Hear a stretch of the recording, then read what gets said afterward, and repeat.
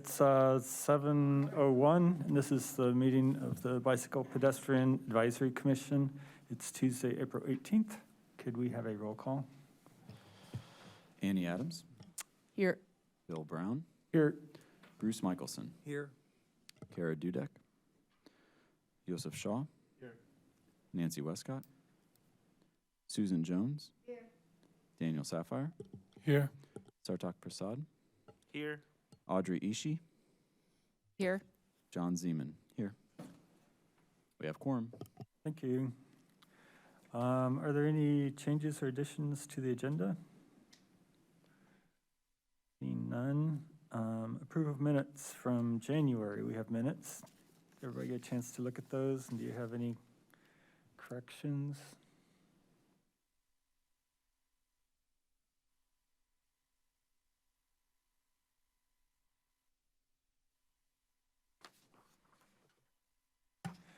If not, is there a motion to approve? I'll second the motion. Moved by Bruce, seconded by Sue. Any further discussion? All those in favor say aye. Aye. Aye. Any opposed? That motion carries. Thanks, the minutes are approved. Next, we have public input. If there's anybody from the public that wishes to speak, they could come forward. I don't see any. Unfinished business. So first we have an update for on Vision Zero and Safe Streets for All grants by Audrey.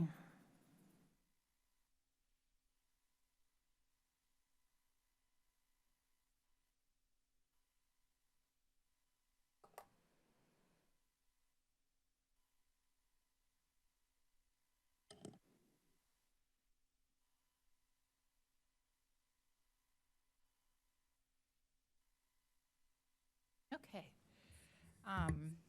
Vision Zero Urbana. This is a illustration of the safe systems approach, which is a integral part of adopting a Vision Zero approach to safety within a community. And what's really cool about this is that this is from the U.S. Department of Transportation pages, specifically those related to Safe Streets for All. And for many years, talking about safe systems was something you could hardly find on the web. It would be in some obscure talk somewhere to a group of engineers or community, always mentioning that it was Swedish. And we did find a federal highways conference, for example, where he was explaining these concepts. And so this is amazing to see that, wow, our Department of Transportation now agrees that death and serious injuries are unacceptable. They've put the 6 major principles there in a circle around it, that humans make mistakes. Who knew? Humans are vulnerable and responsibility is shared, and that's a big one because there's always been an attitude that, oh, the driver made a mistake, or usually drunk or made some sort of mistake, but guess what? Humans are vulnerable. They do get drunk and they do make mistakes, and yet the system can be forgiving. Safety is proactive. That means not just responding to, oh, we have a warrant here because we had 5 fatalities at this intersection. No, it's saying this intersection has issues similar to this other intersection. We can be proactive about designing it. Redundancy is crucial. And that kind of speaks for itself, not only the system design, but also the education of the roadway users and so on. So this is like so super cool because we're actually getting somewhere with the feds, and our state has also adopted the Road to Zero. Not everyone calls it Vision Zero, but Vision Zero is totally recognized as part of it and a source of it. Okay, well, unfortunately, in 2021, Vision Zero didn't look too well in America. The number jumped up quite a bit, 10% overall. This is, again, also all these images, I believe, are going to be from the Safe Streets for All website, which is part of the U.S. Department of Transportation. And they are bringing home, there's this many people killed in a year. And you might say, well, we're a big country, but the fact is it's like the per capita rate is half to a third in many comparable countries. So we're like something on the order of 12 per 100,000, whereas some countries like Japan are like at 4, some are at 8, but 12 is really awful for a developed country. And you can see where I highlighted the number of pedestrians who were killed, 13%. And also mentioning below that, we had those 2 Boeing 737 MAX 8 crashes. If you remember back before the pandemic, it was in Indonesia and Ethiopia, and there it's 21 times the number lost in those 2. And we spent, as you know, everyone spent billions and no one would fly and so on. And we've lost the equivalent of 42 times those number of people in 1 year, walking on our streets, not getting on a plane, not thinking they were doing something, that was going to cost their lives. Meanwhile, Vision Zero has long been part of the aviation industry. They had 0 fatalities in 2021 in the U.S. Fatalities among all users have increased, as we just saw, 10.5%, but among peds and bikes, and this is again from the DOT National Roadway Safety Strategy. It's a 40-page report. I highly recommend it as an overview of what's been going on. You can see their data was only through 2020 there. Yeah, I believe it's through 2020. It got even worse in 2021. I just added those couple of notes about how much worse it got. What they're showing here is the increase from 2010. So that rising is the increases. It's a percentage that it increased from one time, 2010. And so, of course, population increased somewhat since 2010.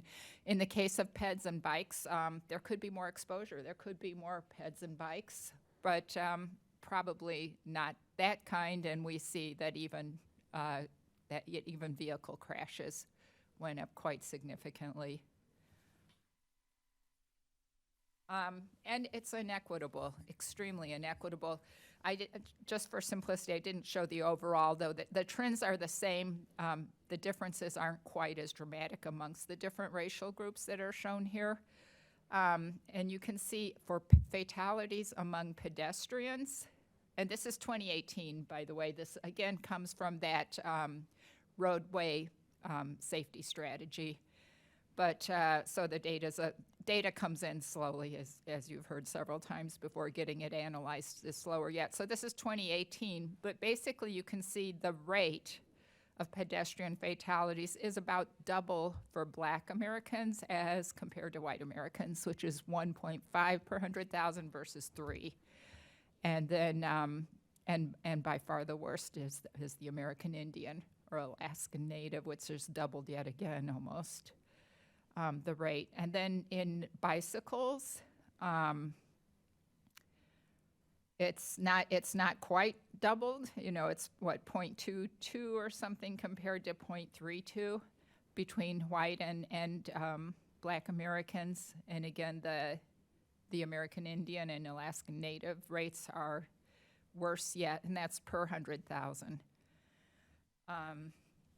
So there is a definitely huge inequity problem when we're talking about active transportation. And again, there's probably an exposure issue too. There may be more Black Americans and Native Americans who are walking or bicycling for transportation. So if we come to Urbana,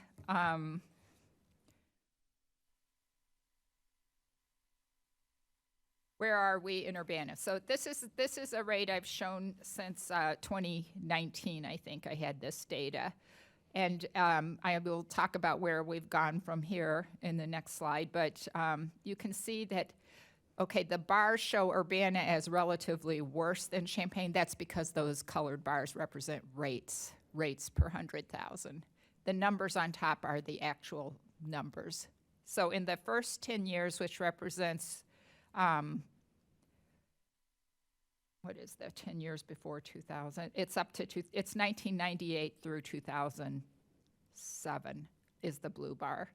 And the orange bar is from 2008 through 2017, so the more recent 10 years.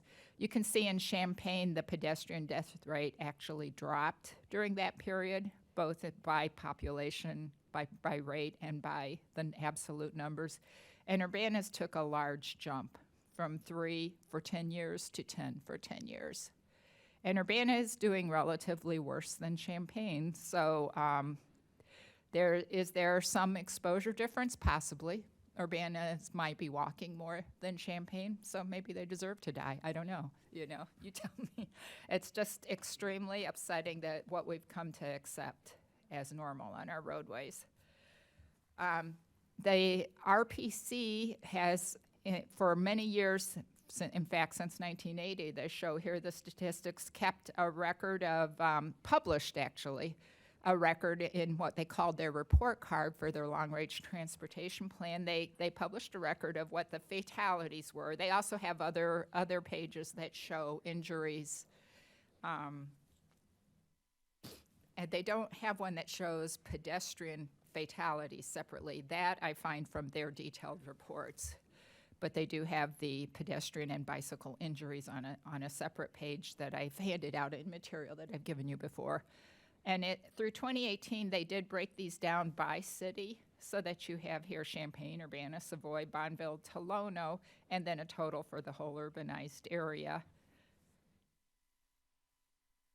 Now I don't know why it shows Champaign as 3 and the urbanized area as 2. It's possible that a little bit of Champaign is outside the official urbanized area. That has happened because their boundary lines are very distinct, and then they get their data from IDOT, who gets it from our municipal boundaries. Anyway, since they've stopped doing this breakdown since 2018, I got the information from IDOT, the Illinois Department of Transportation, and what you can see here, as I showed you in those bars in the last image, let's look at Urbana, and you can get the sense that, starting in 1998, like I mentioned, 0. And then it goes to 1999 here, 0, 1, 1, 2, 0, 3, 1, 1. Okay, and then there was a bad year, 3 in 2007. But after that, it's bad all the time, basically. I mean, there's an occasional, there's a 1 here, there's a 0 there, but there's just 2, 2, 2, 2, like something happened in 2008. And then have we kept it up? 2019, we had 1 who was a PED, and Champaign had 1. So it actually, overall, that's a little lower, except that it is a PED. And half of those fatalities have been PEDs. Year after year, so the PED, they overall went down a little, but the PED still is at 1. For 2020, we had 1 who was not a PED, so that was good from that point of view. And also, it's also less than those 2, 2, 2. It's more like going back. Champaign had 4, so they're coming up, and then in 2021, pandemic over, and things got, well, not over, but people started hitting the street more significantly again, and we got 2, actually 3 according to the statistics, but I put 2 because one person had a heart attack and hit a parked car, so I'm not sure whether that person died of the car injury, so I took it out. It was 3 with 1 PED, and 2022, we don't have the numbers in yet for 2022 for for everyone. The state has not posted those numbers yet, but we do know that there were 2 pedestrians from the local, and Champaign, I don't have it either because of IDOT. So it has continued at the same basic rate of 2 per year or 1 PED a year, both. And that puts us, if Urbana was a state, right there between Texas at 1.57 per 100,000 and Tennessee, which is 2.5 per 100,000. We're at about 2.5, possibly a little bit higher. If Illinois as a state is at 1.4 per 100,000. So Tennessee is the 12th worst in the country for their PED fatality rate. Texas is the 13th worst, and Illinois is the 37th worst, or 12th best, if you want to look at it that way. So that, if we were a state, of course, that's really complicated. We can compare with cities. The handy statistic put out by the National Highway Traffic Safety Administration just deals with larger cities. It does show those state rates too, but it shows the larger cities. So I just snipped a part of it to sort of get an idea where we are. And you'll see this is based on 1 year, and so the numbers are kind of all over the place. I don't think that was to me, that's not the greatest idea. I would have at least averaged over a few years so they wouldn't be so erratic. But you see Indianapolis has a quite high pedestrian fatality rate. It's like almost double ours. It's pretty high. And then San Francisco, quite a bit lower. Boston, incredibly low. Boston adopted Vision Zero in a big way and reduced their speed limit to 25 miles per hour all over the city. And then you can see Champaign at 1.13 because they're having something like the same number of fatalities as ours, are very close, but it ends up being, they're twice as big as us. So it ends up reducing their rate. And 2020 wasn't a normal year. That might be part of why these numbers are kind of all over the place too. But it just gives you an idea. We're not completely out of this world. You can see that very clearly, but we're certainly not one of the best.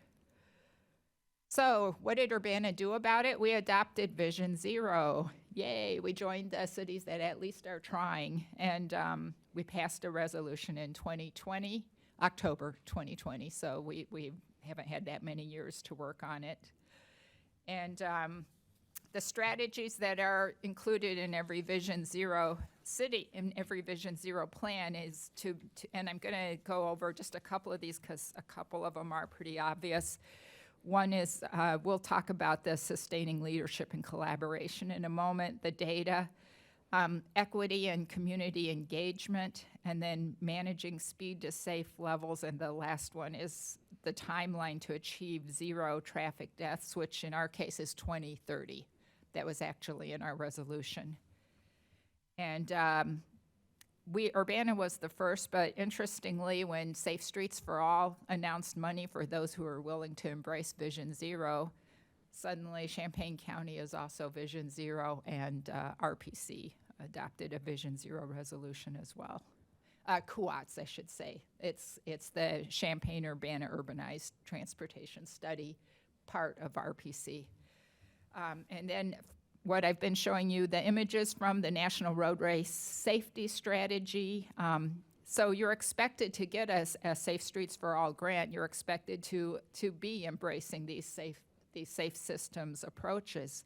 In traditional approaches, you're pretending crashes don't happen unless humans make a mistake and it's their fault. In a safe system approach, you're going to accept that crashes do happen, but you're going to, as it shows in that third element, you're going to reduce the system kinetic energy. That means the energy of motion. You're going to reduce it so that when the crash happens, it doesn't have to lead to serious injury and death. You're going to design with the assumption that people make mistakes, might even be a little tipsy at times, although more and more work is done on that. Locally, that's a big issue for some fatalities, although less for crashes overall. You're going to control speeding to reduce that injury, and you're going to share responsibilities, as we talked about, and be proactive in finding risks. And I think this BPAC does that. I think, this is one of the problems with the Vision Zero work is so much of it is not like we achieved something, it's like we didn't achieve. It's what we didn't see happen. That's always really tough to stay on top of because it's a very long-term approach to find out if you've made any difference. It takes a very long time. But you have, that's the thing. You just can't see them. Somebody went home that night who wouldn't have if it wasn't for your work. So in 2023, the people who got the Safe Streets for All grants included McLean County, that's Bloomington, Normal, and individual cities all over got it as well. Starksville, Mississippi applied with the university, and Ann Arbor received it, and in fact, many cities in Michigan received it. I don't know what's going on with Michigan, Kalamazoo, Lansing, several cities I never heard of. Do you remember about, well, it was before the pandemic, so probably 2018 or 19, there was a workshop at the top of the transportation center, the MTD one, and some city was highlighted with a communication plan. I think it was Kalamazoo. Kalamazoo, I knew it was in Michigan, but that was, I think, funded through a state program, but that was another multi-million-dollar communication plan implementation. So yeah, Michigan must have money for that. Right, yes, it But takes then money to make I money. think sometimes the federal grants tend to follow that because they've, achieved a certain amount of planning, and then it makes it easier to do the next step stuff. Yeah, I would guess there's something like that going on. Kalamazoo did a really impressive job of communication and outreach to bicyclists and drivers related to bicyclists, including a lot of TV spots that were interesting, and they did a neat report on it too, which I have copies of if anyone's interested. So when we look at Champaign-Urbana, we did not receive the Safe Streets for All grant that was applied for by the Regional Planning Commission. And if we go back to that strategy, building and sustaining leadership, collaboration, and accountability, we see that after 2018, RPC is not separating crash, injury, and fatality by the municipality, which makes it hard to be accountable because it is the local municipality that has to implement the actions, plan and implement the actions. They can turn to RPC for help and advice, for sure, but if they don't even realize that their municipality is having a large issue, it's harder to do that. And before 2018, it was clear. In all their reports, they told you what Champaign had, what Urbana had. It was in tables side by side. You understood what your contribution was. They decided to lump it all as the metropolitan planning area after 2018. And so that makes it hard. Another problem is that those report cards are now based on 5-year trends, and they don't ever talk about a long-term trend like the 10 years that I showed you that looks very striking.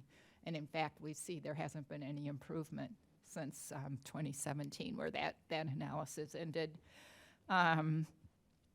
Instead, they're just, we're getting bad, but we won't think about that. We're just gonna go 5 years back, which, as you can see, we look pretty fine compared to the last 5 years because we really haven't changed. But we're not going to look back at anything else, let alone a Vision Zero goal, which they did change. Now they have a Vision Zero goal, and they've put that in their report. Before it was 2%, 2% improvement over the last 5 years or something. But again, without statistics, it's hard to have accountability to know where you're at. And then the other problem is the safety committee is all professional. There's no public safety advocates or activists, and John is on it, so he knows about who's on it. All the Vision Zero Task Force and Safe Streets for All grants mandate that there would be roadway users and activists, representatives of the public would be included, not just professionals. Professionals, they have a vested interest in transportation, and of course they care about safety, but they're professional. They have a certain vested interest in the way things are, in what's going on with the business as is, and they're not a user from just that point of view. So those are a couple issues with just relying on RPC. And the RPC metropolitan area, now their urban area safety plan, they decided to call the urban area their entire metropolitan planning area. So that's this in the plan, which is this. And this is in their most recent minutes. This is their actual metropolitan area. So when you do planning, you plan for where the urban area might be in a few years. You're thinking about outside the area, so you can see here they're going a couple miles out on all sides. And since we happen to go all the way down to Tolono and oddly, Mohammed isn't considered our urbanized area, but it is part of the planning area, and St. Joe is missing too. the area ends up being, there's at least as much rural area as there is urban, which just makes it a little more complicated if you're trying to figure out what's going on. But they are looking at, this is the urban area, and then they did a rural area study, which was all of Champaign County, excluding this entire area, some of which I would argue are definitely fit more into rural strategies. And the orange line around here is their official urbanized area. That's more like what you or I would think of. And before 2018, that's how they also described it. That was the urbanized area. And that's part of why they stopped breaking down the statistics, because it's pretty hard to do if you're all outside the city all over the place. They're including all crashes out here and everything too. So again, I'm just trying to point out why we need to take responsibility for Urbana. We can't just say, oh, RPC's got it covered. It's not the case. So the activity of collecting data, how do we do it? We're looking at crash reports, which is getting very granular, but we're doing that in order to understand first what's going on. Because we're representing, when the city passed its resolution for Vision Zero, it tasked BPAC with being the nucleus of the Vision Zero task force. We're supposed to also have public health and police representatives as well. And they've both obviously been very busy since 2020. So the characteristics of crashes that we study have helped us think of things that we need to do, such as targeted messaging.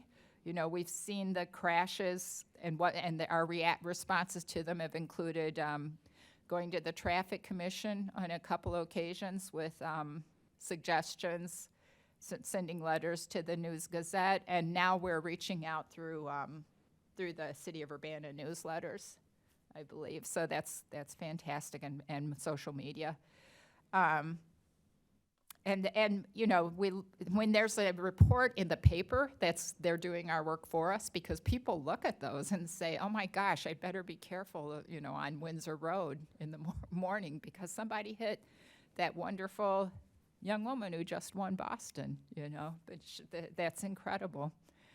And it gets attention. So I'm always grateful when they report it, but I'll tell you the vast majority are not reported. So, and then we also come up with the suggestions for ordinances and education.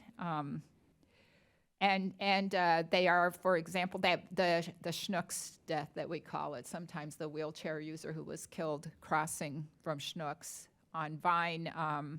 That driver said, again, from the crash report, the driver said he was watching for traffic from the left and got distracted. And so, that's information we can take to the Traffic Commission. And in fact, Urbana has commissioned a study on what can be done at that intersection to make it safer. So that's a good Vision Zero activity approach. There was East Main at Dewey, which is actually outside the city, although the city has the road. That person does not live within that area there is not within the city of Urbana, which is a startling thing.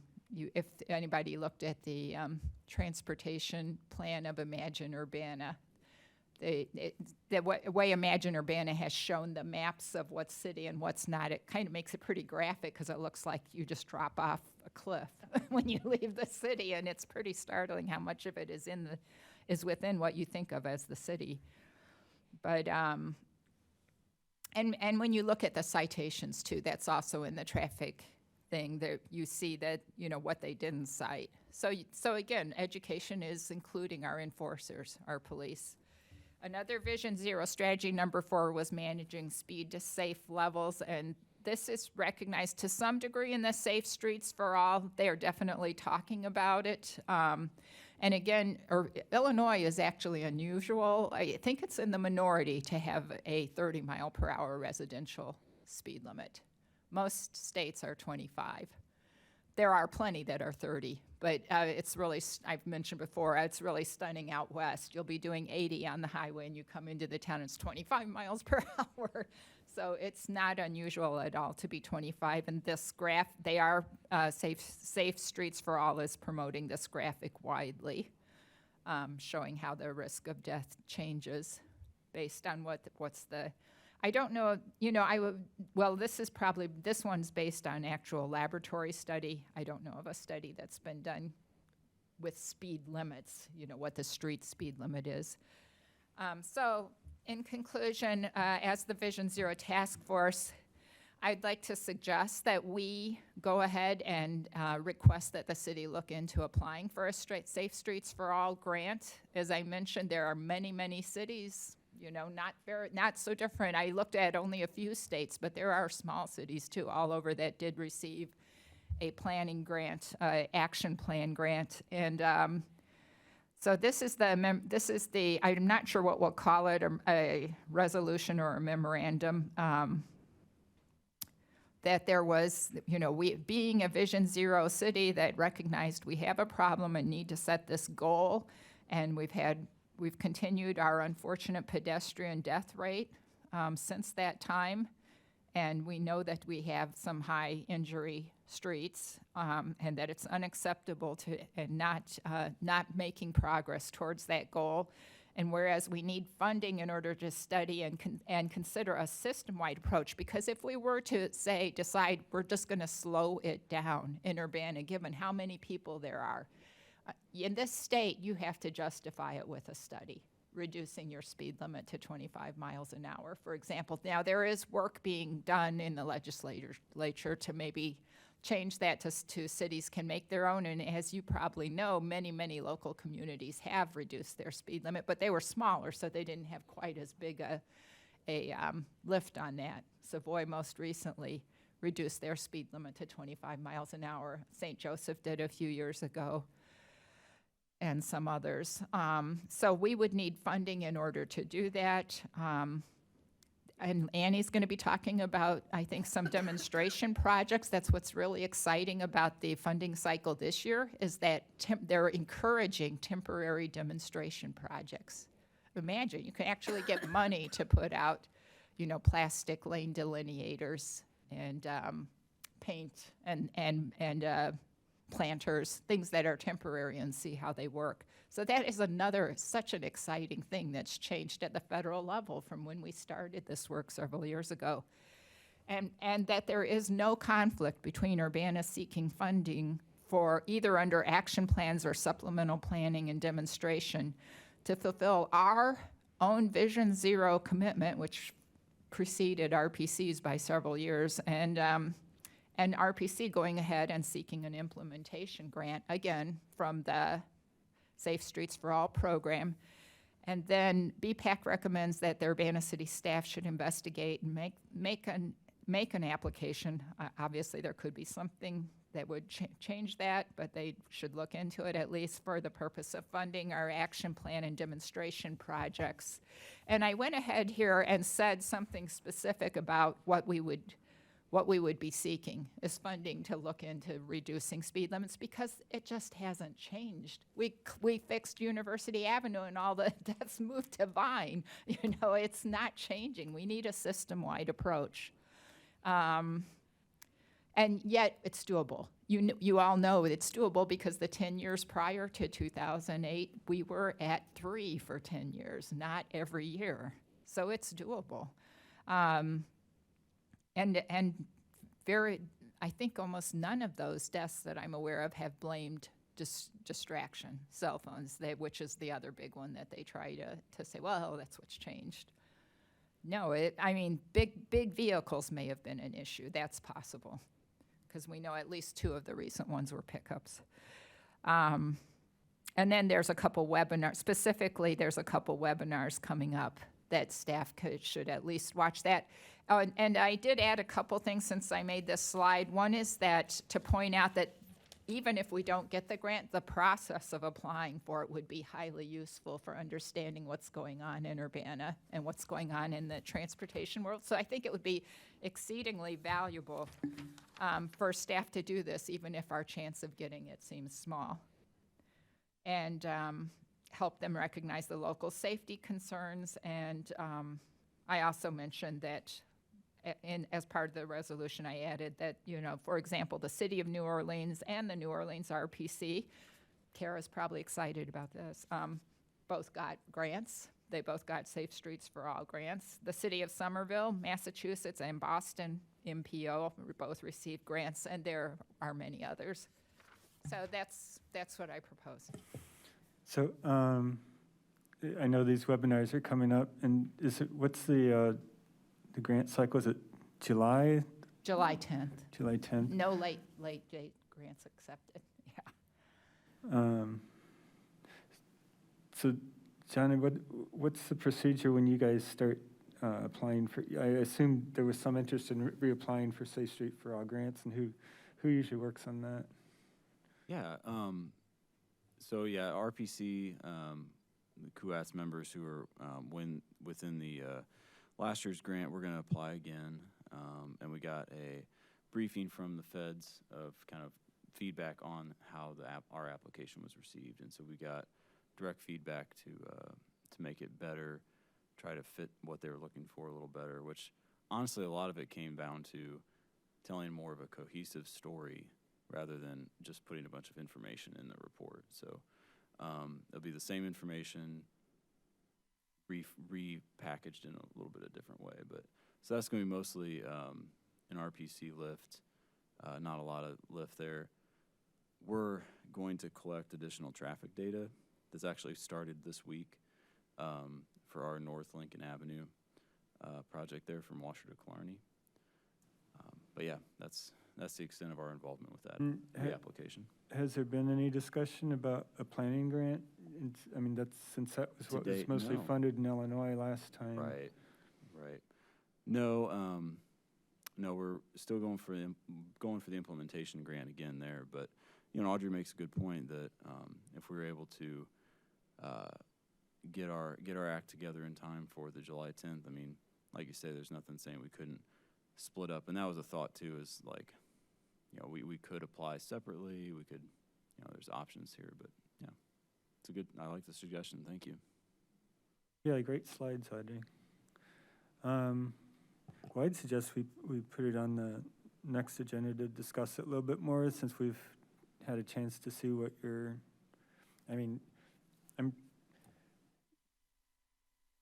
going to doing the webinars. That's just for action plans. Would you consider doing the webinar anyway for the planning grant? Yeah, for the action plan. Oh, sure. Well, yeah, I'll definitely consider it, see if I can fit this in. Yeah. As far as the recommendation from BPAC goes, we might need to discuss it a little bit more. And Why don't we discuss it now? well, we have several other things on the agenda, and this is also the first information we really have to think about. So It's hard to see how we could lose by finally applying for a grant for our Vision Zero work.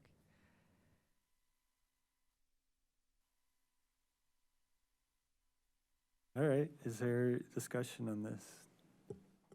I definitely support this. I think it's really smart, and SS4A I think is maybe going to be here for a few years. I heard that infrastructure intervention was oversubscribed in applications on the latest round, and that planning was undersubscribed, so applications to planning grants could have a higher probability of success if that pattern repeated in this next round. And I think because infrastructure was oversubscribed, one of the criterion for evaluation was whether you had an action plan or not. And I don't think, does City of Urbana have an action plan, or is it just the resolution? So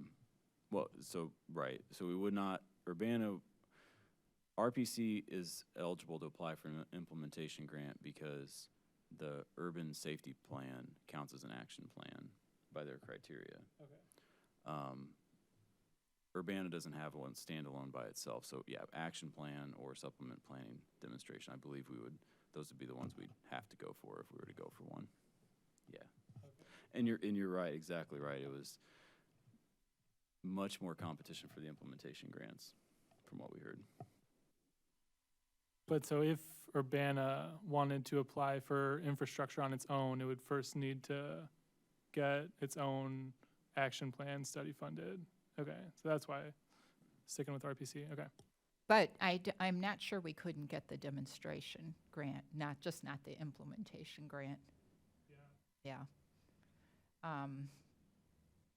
And I didn't actually even check who received the implementation grants. For all I know, there was a lot of overlap with people who had planning grants. I don't know whether that's the case or not, because I didn't even look at it, since I knew Illinois only received planning grants.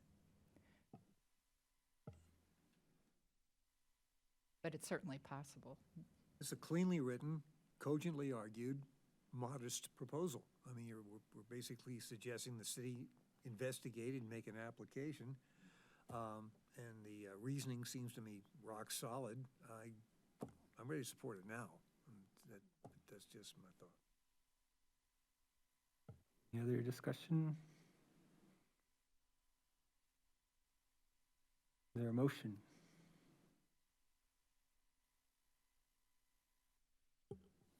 I move we, forward this to city council as is. Okay, I second the motion to forward this to the city council and propose to apply for this. okay.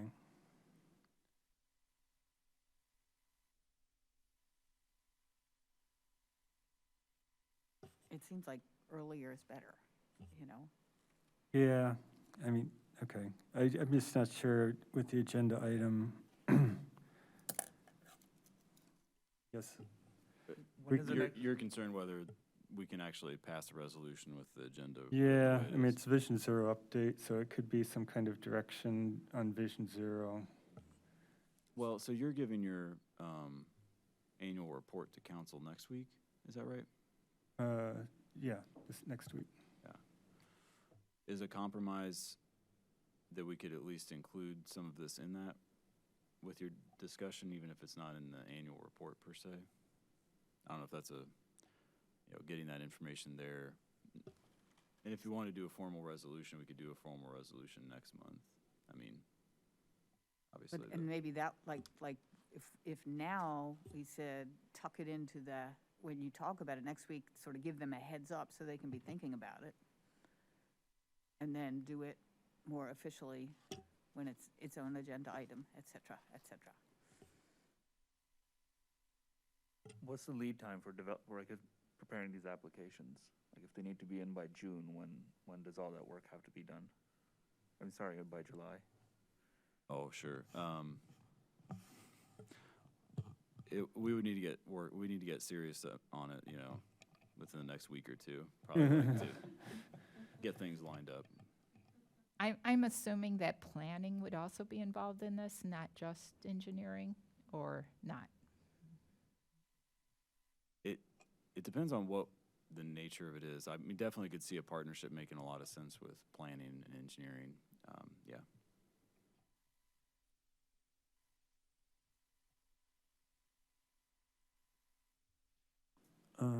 Okay. Well, there's a motion on the floor to forward this to city council.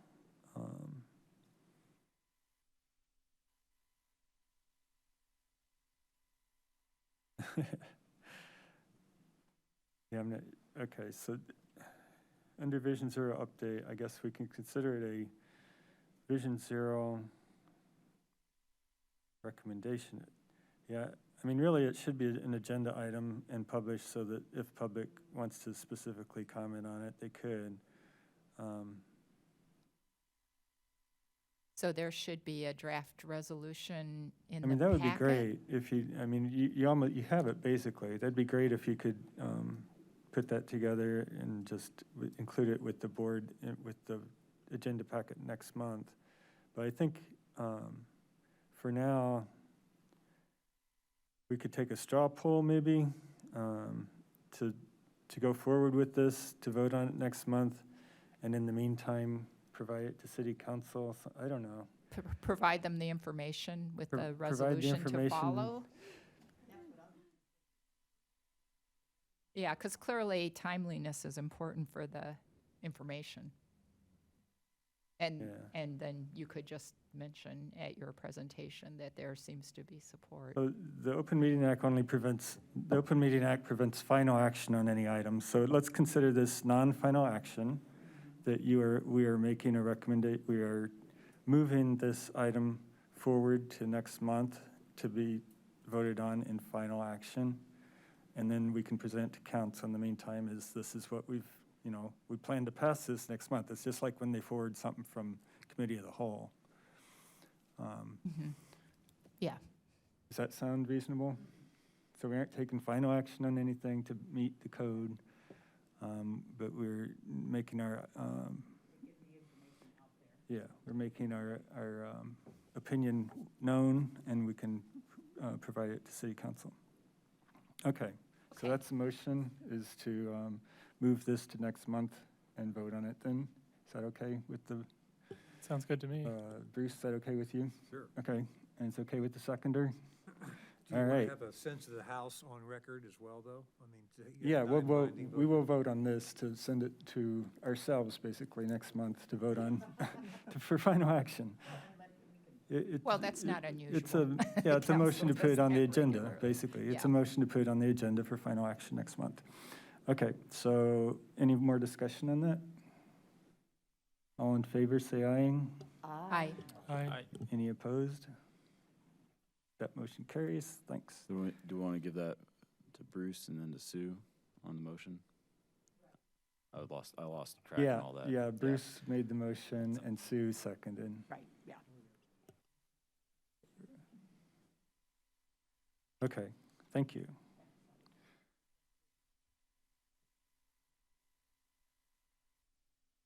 Okay, any reports from city officials and staff?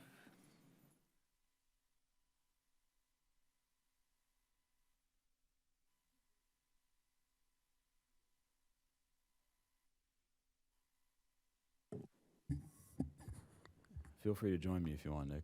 There's plenty of space over here. All right. Yeah. Okay. Well, yeah, so thanks to Audrey again for that presentation. Just some quick updates we have.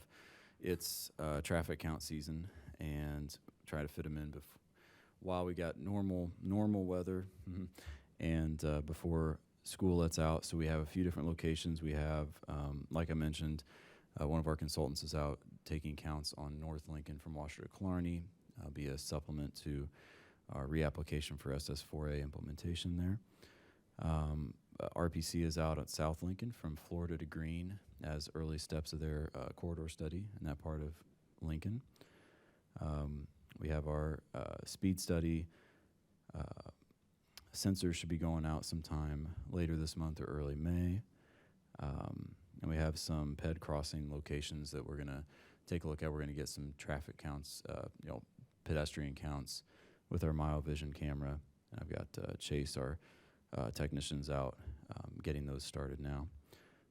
We also have been restarting the use of the speed trailer in cooperation with the police department, using it as an educational tool for people in the hope that we get some nudges of behavior, which, it's either discourages or encourages speeders, as you probably have seen. But, we get little snippets of speed data there too, which a little bit interfered with, but it's something. So we've got a list of suggestions from the police department. Essentially, the workflow there is the police department will come to us with locations they'd like it placed.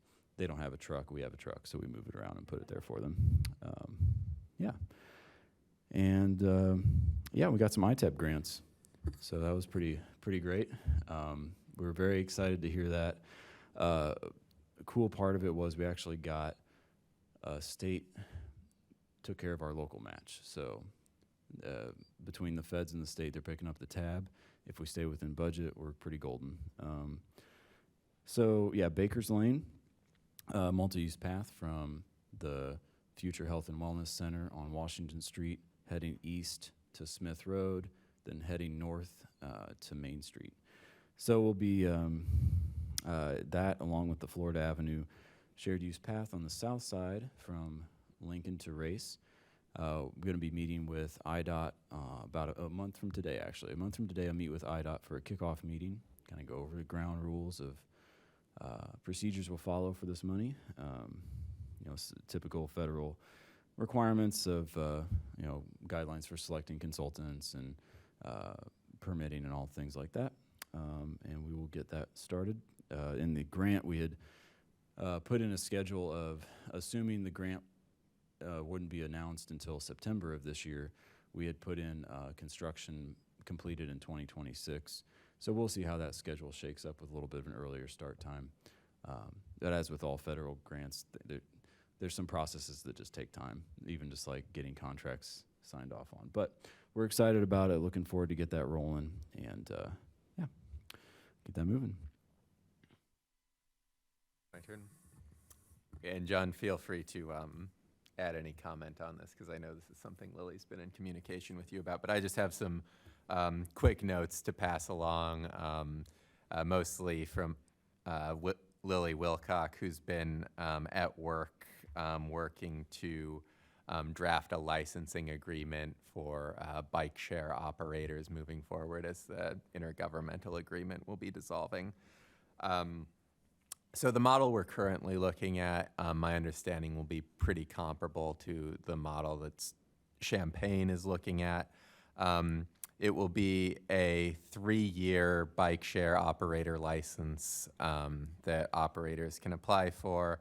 I can just go down the guidelines really quickly. And this is a draft document, so feel free to send along your feedback to me or Lily. So a consultation meeting with city staff will be required before filing for an application. The fee will be for a 3-year license, and there will be a $1,000 deposit for vehicles that have potential for danger to safety. Fees may change. Monthly metrics will be required by the city, and staff may make other data requests as necessary. Class 2 e-bikes are to be capped at 15 miles per hour. Class 3 e-bikes will not be permitted at this time. Starting off, bike share operators will be allowed up to 500 bicycles in Urbana, although operators, upon renewing a contract who are in good standing after 3 years, will be allowed up to 1,000 bicycles. I believe Veo currently has around 500. So those are the general guidelines we're looking at right now. I think those are the main points. So we're currently in discussion with our finance department and city administration, ironing out the details, but it's sort of a draft of what we're looking at this point. So with it separated, no, so this would just be an Urbana agreement by itself? Yes, Instead of separate from the used to be intergovernmental agreement. Okay.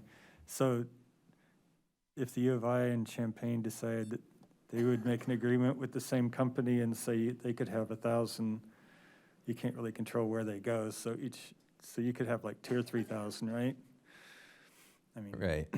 I don't know if that's a concern or not, but it's just, I can check on this. I believe Lily would have based the numbers around what Champaign is also doing, so I don't know if it would be like 500 in either city or in combination. I can check on that and have Lily follow up. So just FYI, like City of Champaign has the same thing, like 500 for the new, like that's their new contract with Veo, basically, or their bike share policy now. Like 500 for the new or the existing bike share companies, Veo can have 1,000. As for the university, we are currently we're starting the contract process, the concession agreement process with them. We are going for a 5-year extension, and we are just saying 750. We are staying with 750. We are at this point, still, we are not going for the Class 2 e-bike with the throttle. We are considering doing a pilot over the summer at a lower speed limit, not 15. But that's just as an FYI. And to answer your question, like how they're going to figure out, like since Urbana is allowing 1,000, Champaign 1,000, we are allowing 750. I think it's going to be like 1,000 bicycles overall in the market. And we are saying like we are dissolving the IGA, but that doesn't mean that we are not going to talk to each other. It's still going to be the same thing. Like we will be talking within the three agencies. And it will be more of an informal, what's the word? Consensus. But the operations will be pretty similar. Again, like in the previous years, we've been having like maybe a yearly or once every 6 months, we've been meeting with like the three agencies, and hopefully that will continue still.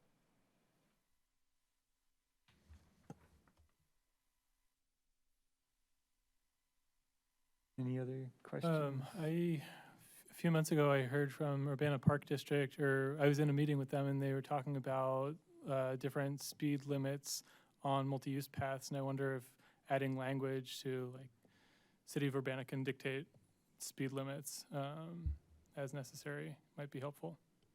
It's a good suggestion. I'll pass that along. Oh, and just another point to that, we are not going to allow the Cosmo E's on our sidewalks. They have to be either on the road or in the bike lane. Okay.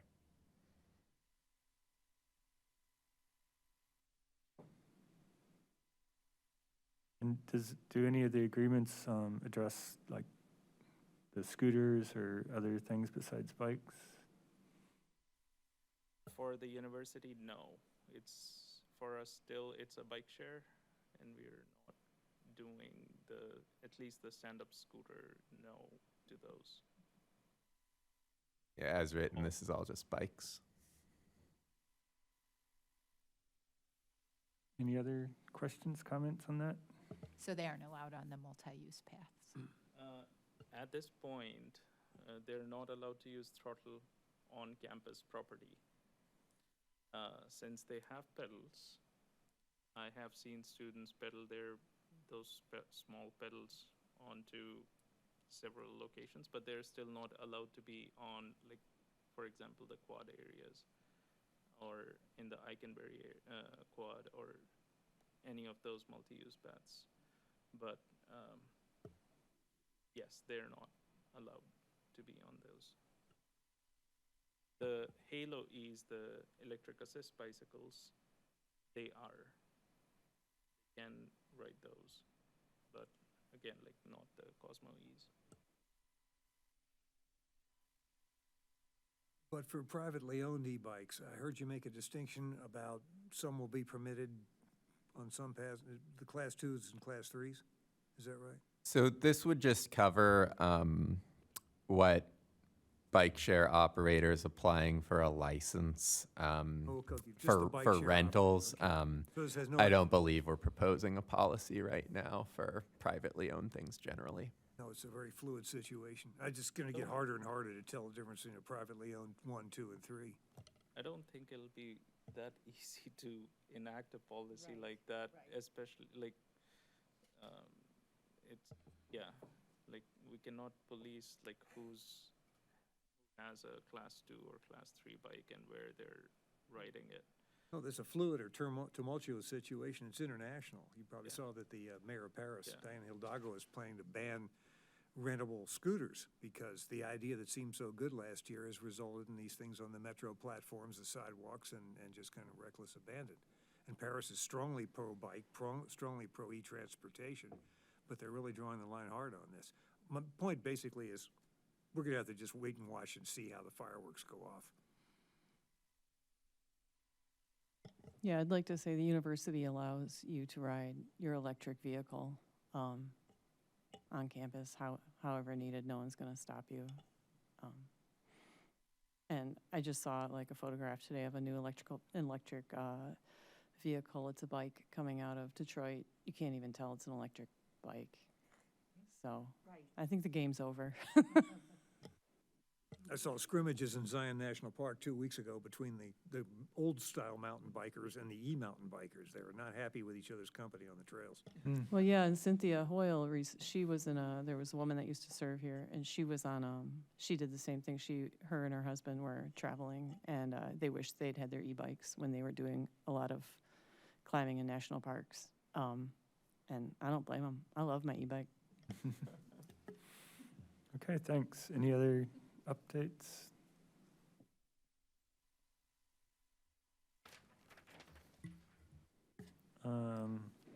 So new business. Annie has a presentation has actually two things. Gate lines and walking trail.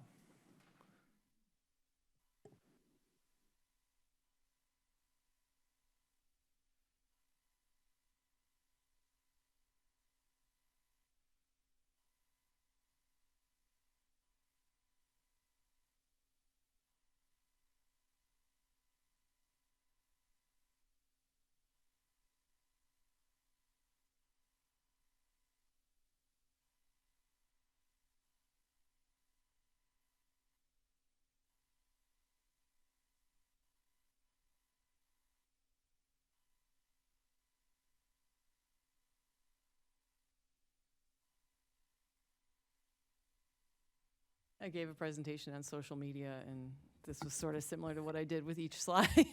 And so I was like, let's just keep rolling with it. I'd like to talk about shark teeth on Lincoln. I'll just warn you, the pace is a little slow at the beginning, and then at the end, we'll have some photos. So I'm basically going to build the argument and then show some pictures. So Lincoln at Main and Stoughton, pedestrian and bike street markings. In 2019, when this infrastructure was being designed, and this is the new infrastructure, the Urbana Bicycle and Pedestrian Commission, BPAC, repeatedly recommended adding stop bars and stop here for pedestrian, there's supposed to be a word, signs by each crosswalk.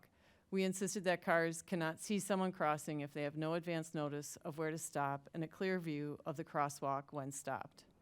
So what we're suggesting, the city of Urbana advised against the stop bars on Lincoln Avenue as they would slow down traffic, result in frustrated and confused drivers, and be less safe. There is no study, data, or documentation to support this claim. The Federal Highway Administration recommends pavement markings and signs at crossings such as this. We have many in our community. To date, no one has been hurt by a confused or frustrated driver due to the pavement markings and signs that tell drivers to stop for pedestrians. The opposite has happened. We have had no fatalities and no serious injury crashes at these crosswalks. And most of these are in the university area. And we used to have a high pedestrian fatality rate on campus, and now we do not. On June 4th, 2019, I wrote a letter to the Urbana Traffic Commission. Lincoln Avenue is a gateway to Carl Medical Facilities, downtown Urbana, Uni High School, churches, a mosque, numerous residential properties, Crystal Lake Park, and the University of Illinois. Adding stop bars and stop here for pedestrian signs will improve safety and greatly reduce the likelihood of a multiple threat crash. Stop bars work because a person driving a vehicle knows where to stop. There is no cone of visibility, which creates multiple threat crashes. If I stop my car in the crosswalk to allow someone to pass, the car next to me cannot see what direction the person is moving and may proceed directly into the crosswalk. I participated in an Urbana Park District focus group. Park users' biggest complaints, and this did really surprise me, were that they did not feel safe crossing streets by our parks. So they ended up driving a half mile to the park to get exercise rather than risk being hit by a car. And we'll see in these slides that they are correct. May 30th, 2019, Cynthia Hoyle sent a letter to the Urbana Traffic Commission, and there's an image here of what's called the multiple threat crash. One of the primary safety hazards for pedestrians and cyclists crossing a multi-lane roadway, and it's known as the multi-lane crash threat. A multiple threat crash involves a driver stopping in one lane of a multi-lane road to permit pedestrians to cross, and an oncoming vehicle in the same direction strikes the pedestrian who is crossing in front of the stopped vehicle. This crash type involves both the pedestrian and a driver failing to see each other in time to avoid the collision. So the red car doesn't realize that there's someone in front of the blue car. And this is continuing Cynthia Hoyle's letter, several treatments that help reduce the threat of multiple lane crashes at mid-block crossings that are recommended by the Federal Highway Administration are listed below, and this is again part of our letter. The stop here for pedestrian sign and stop bars are the least expensive and easiest to implement. So you'll see one image which is on campus, the new Green Street infrastructure, and then there's sort of a bird's eye view of another that shows shark teeth and signs. So then I just would like to suggest that we build our streets for Urbana resident Susanna Sarconi. This is the headline from April 30th, 2022. I can't even imagine why I'm still alive. So the sun had barely crested the eastern Illinois horizon when Susanna Sarconi hit the road for an early morning training session ahead of the last fall's grueling marathon slate. While pushing her racing wheelchair down a long straight near her home in Urbana, the 30-year-old native basically was hit from behind at 50 miles per hour. And this was in front of, I believe this was in front of Meadowbrook on that 4-lane road, which it would be really cool if we could make that into a 2-lane road, at least in front of Meadowbrook, and just extend those spaces. Because it is hard to see, and I was actually there this weekend training for a half marathon, and it really quite surprised me. The group I was running with really were like, oh, this road's terrible. I'm like, but there's a hawk, and there's a flashing light and all this stuff, and they're like, this road's terrible. And I was like, okay. Upon returning home, Sarconi's plan was to focus on completing an internship for her master's program at the University of Illinois while mixing in some racing. I felt like I was the strongest racer in Tokyo, which never in 1,000 years would I think would be me. Those plans changed in a blink of an eye, and that's what Audrey has been talking about. So she's thankful to be alive, and again, she just says, I was hit at full force. The speed limit is 45, so I can't even imagine while I'm still alive. And Suzanne Sarconi is the 2020 gold medal Paralympic Games. And the one thing she talks about is how she was just in the hospital being like, wow, 2 weeks ago, I had just won a gold medal, and now I'm, God knows how she survived. And then 2022, she won the Chicago Marathon, and yesterday, she won the Boston Marathon. And so again, I'm just not excited about these being headlines about my city. I can't even imagine why I'm still alive. Another little thing I want to talk about is this amazing book I read years ago, Traffic, Why We Drive the Way We Do and What It Says About Us by Tom Vanderbilt. Highly recommend it. And this is just this is a quote. I should have mentioned that this is from the New York Times article about the book. And most crashes, Vanderbilt writes, happen on dry roads, on clear sunny days, to sober drivers. The basic truth, feeling safe kills, lies beneath many of the book's insights. Americans think roundabouts are more dangerous than intersections with traffic lights. Roundabouts require you to adjust your speed, to merge, in short, to pay attention. At an intersection, we simply watch the light. A study that followed 24 intersections that had been converted from signals or stop signs to roundabouts showed an almost 90% drop in fatal crashes after the change. For similar reason, SUVs are more dangerous than cars, not just because they're slower to stop and harder to maneuver, but because by conferring a sense of safety, they invite careless behavior, which we have seen here in Urbana. The safer cars get, Vanderbilt says, the more risk drivers choose to take. More people are killed while crossing in crosswalks than while jaywalking. So our responsibility now is to design streets that will allow these drivers to not kill us. So this is Lincoln in Maine. This is really wonderful new infrastructure. We are incredibly lucky to have it. And the day I was out here, it was over spring break, and so I thought, I'm not going to see any pedestrians. And I was actually really surprised by how many pedestrians were crossing the street. And my recommendation would be, I'm not going to get into too many of the details, but I would really like if we could add signs and shark teeth. And this is not a great rendition, but that would be my recommendation for this. Because what it's going to allow for is if you actually stop, if you see someone trying to cross, and no one stops. As a driver, I was unable to stop intelligently when I saw people trying to cross the street. So what it allows for is you to say, this is a place for me to wait while these people cross. And then you can actually see someone like if someone like Susan, who is lower to the ground, is crossing the street, it would give you a chance to actually see them. And then this is Lincoln and Main North without shark teeth. And that would be an example of adding shark teeth. You can also add a stop bar. I think the shark teeth are a little scarier and more fun to say. This is Lincoln and Stoughton South, and so we only had the crossings only on one side of the road, which is okay. My preference would be all sides of the road, but let's just talk about what we have here. So the question is where would you put the shark teeth? Well, I assume, someone more intelligent than me might want to check this out, but my theory is you put the shark teeth there because you don't want to have someone you never want us to have stopping in the middle of an intersection. That's a very dangerous situation. And now this is Lincoln and Stoughton North without shark teeth. And I just kind of want to point out in this picture, I guess I hadn't realized how much density we had added to the left side of the road there. There's just a lot of people living there. And then this again would be the shark teeth. And again, on the days I was here, I saw quite a few people crossing this street.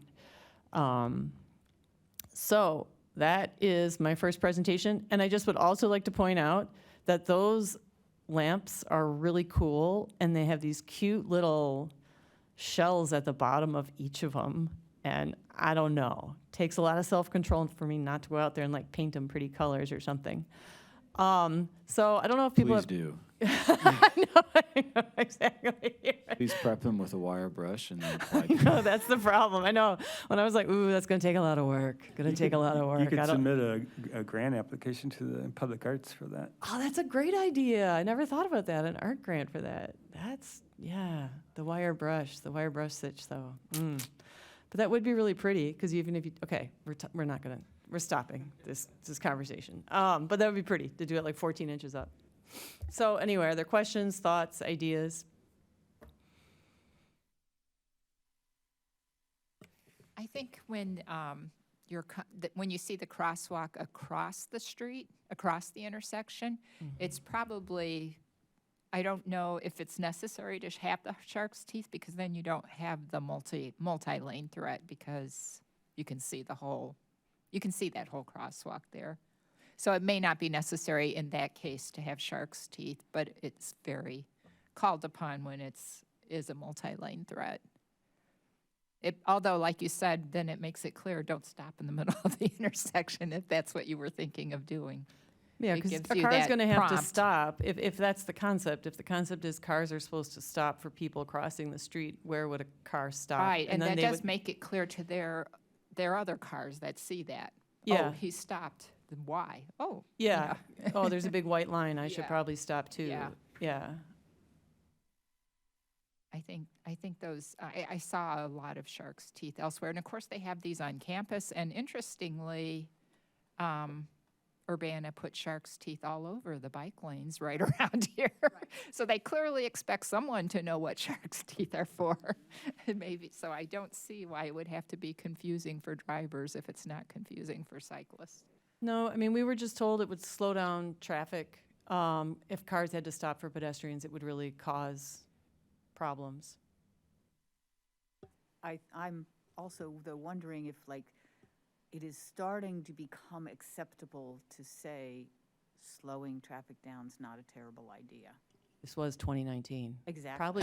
Probably 2017 and 2018, if we're being honest with ourselves, when these discussions happen. Because, because Vision Zero is, like, people are starting to say, oh, Well, and it's an interesting opportunity because South Lincoln is being studied again. So that means part of the thinking was consistency between North and South Lincoln, I believe. And Yeah. of course, it's a shame we've come to realize that there aren't stop bars on South Lincoln, but Yeah, I mean, as we've had a presentation from a gentleman who was driving down that street and his car was recording people crossing the street and he did not see them. It was his daughter who, It was a nighttime. it was nighttime, and it's because there's no stop, I mean, there's no stop bars, there's no, say, you should stop here, you should, there's no information. And there was a car that was turning left, I believe, which blocked his view. Oh, that's right, it was the multiple threat crash. There was a car that was turning left that blocked his view of, and he said, lucky me, I was going 25 miles an hour. Most people don't drive 25 miles per hour on this stretch. Because I believe did we get that lowered to 25 or 30 on that stretch? I can't remember. Yeah, But yeah, it's 25, I think, those 4 or 5 blocks. there was another slide he had of, I believe, showing the speckled shadows from the tree that really obscured any pedestrian walking there, and I've seen that effect myself. You just need all the help you can get to know there's even a crosswalk there. yeah, and I mean, these people driving these large trucks killing pedestrians, that's not their concept, right? They're not like, oh, today I'm going to get in my car and kill a pedestrian. I mean, it's really, I think, up to us to know that we have to start designing things differently for these large vehicles that are now on our roads. So like at Main Street, I believe we just said, could we just have it not turn on red? Like just really simple things that we could do to make things safer. And this to me just seems like a really simple thing we could do to make things safer for all the road users.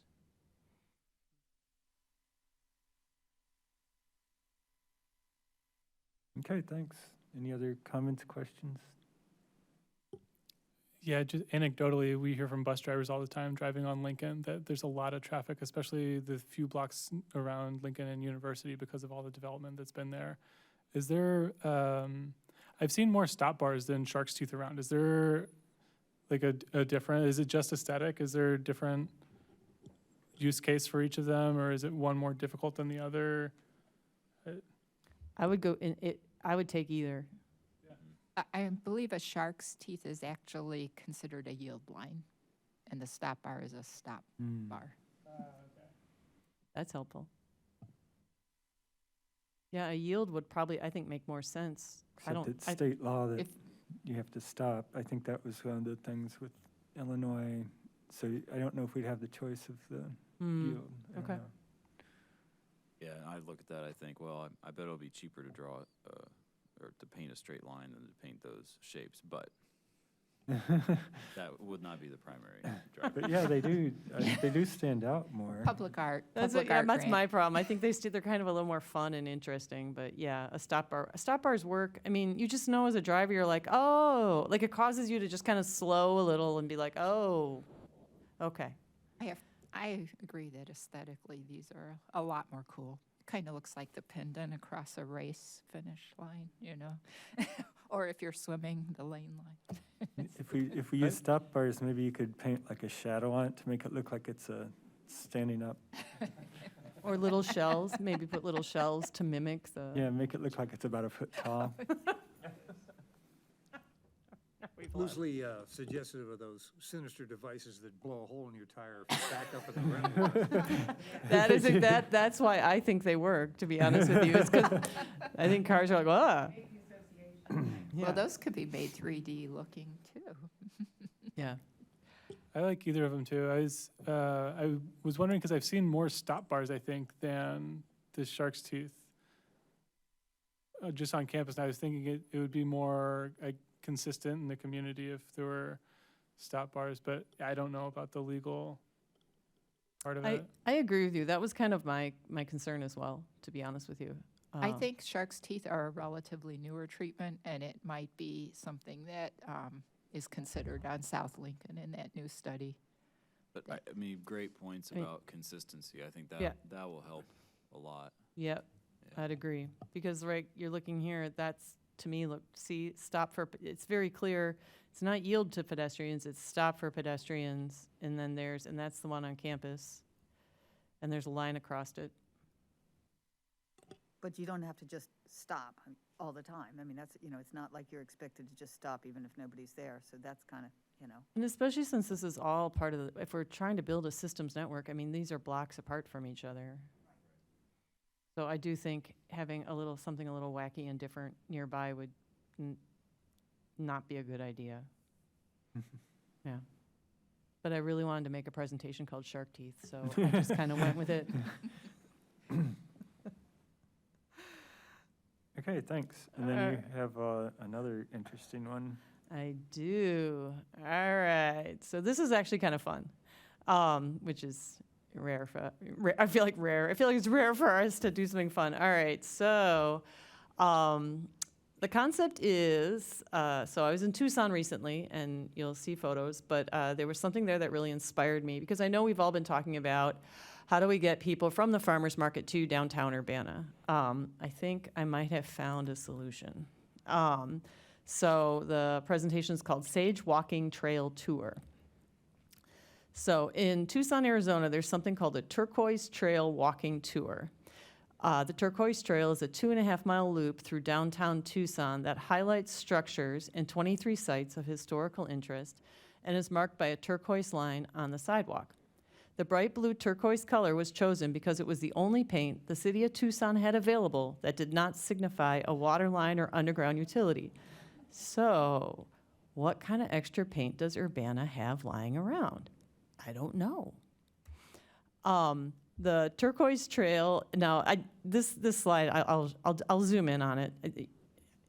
The bright blue 4-inch turquoise line is on the sidewalk, not on the street. So that's one thing to know. They don't paint it on the street. It's only on the sidewalk, and usually it's as far right as you can get on the sidewalk. And it goes over historic bricks. It goes on brand new pavement. It goes it's just very consistent. And I just wanted to show what's to me fun about this image is this beautiful Aveda Institute swimming pool sign is not on the Turquoise Trail, but if you turn around in this spot and look up, you will see this beautiful sign, which is just part of the fun of it. And I also kind of wanted to point out this wonderful bump out. And there is a park, there's a red line. I'll show it, there's this kind of zoomed in on this image. There's a red line, there's a park on the left up there, there's a school across the street. They clearly had been having issues. I suspect because the Turquoise Trail went through here, they thought they would do this fun bump out, so they did flexi posts, paint on the ground, and planters. And it works really well. So that's my real zoom in on the picture. So you can see that the turquoise line, built for someone like me who really can't read maps, you just kind of follow it. Walking the Turquoise Trail, you will loop by hotels, entrances, restaurants, bars, and murals, sculptures, historical markers, historic neighborhoods, museums, parks, landmarks, and city buildings. It's an enjoyable way to explore the city without a map or mobile phone app and not get lost. As a visitor to Tucson's downtown, you'll find it hard to miss and easy to learn about and discover the map with an internet search. So essentially, I was like, Tucson, green line, Tucson, blue line, and it led me to this map. And the map was hosted, the map's hosted in two places, but the one place the map was hosted was at the public library, and they gave like a quick little history of the Turquoise Trail. And as you'll see, there's little numbers, and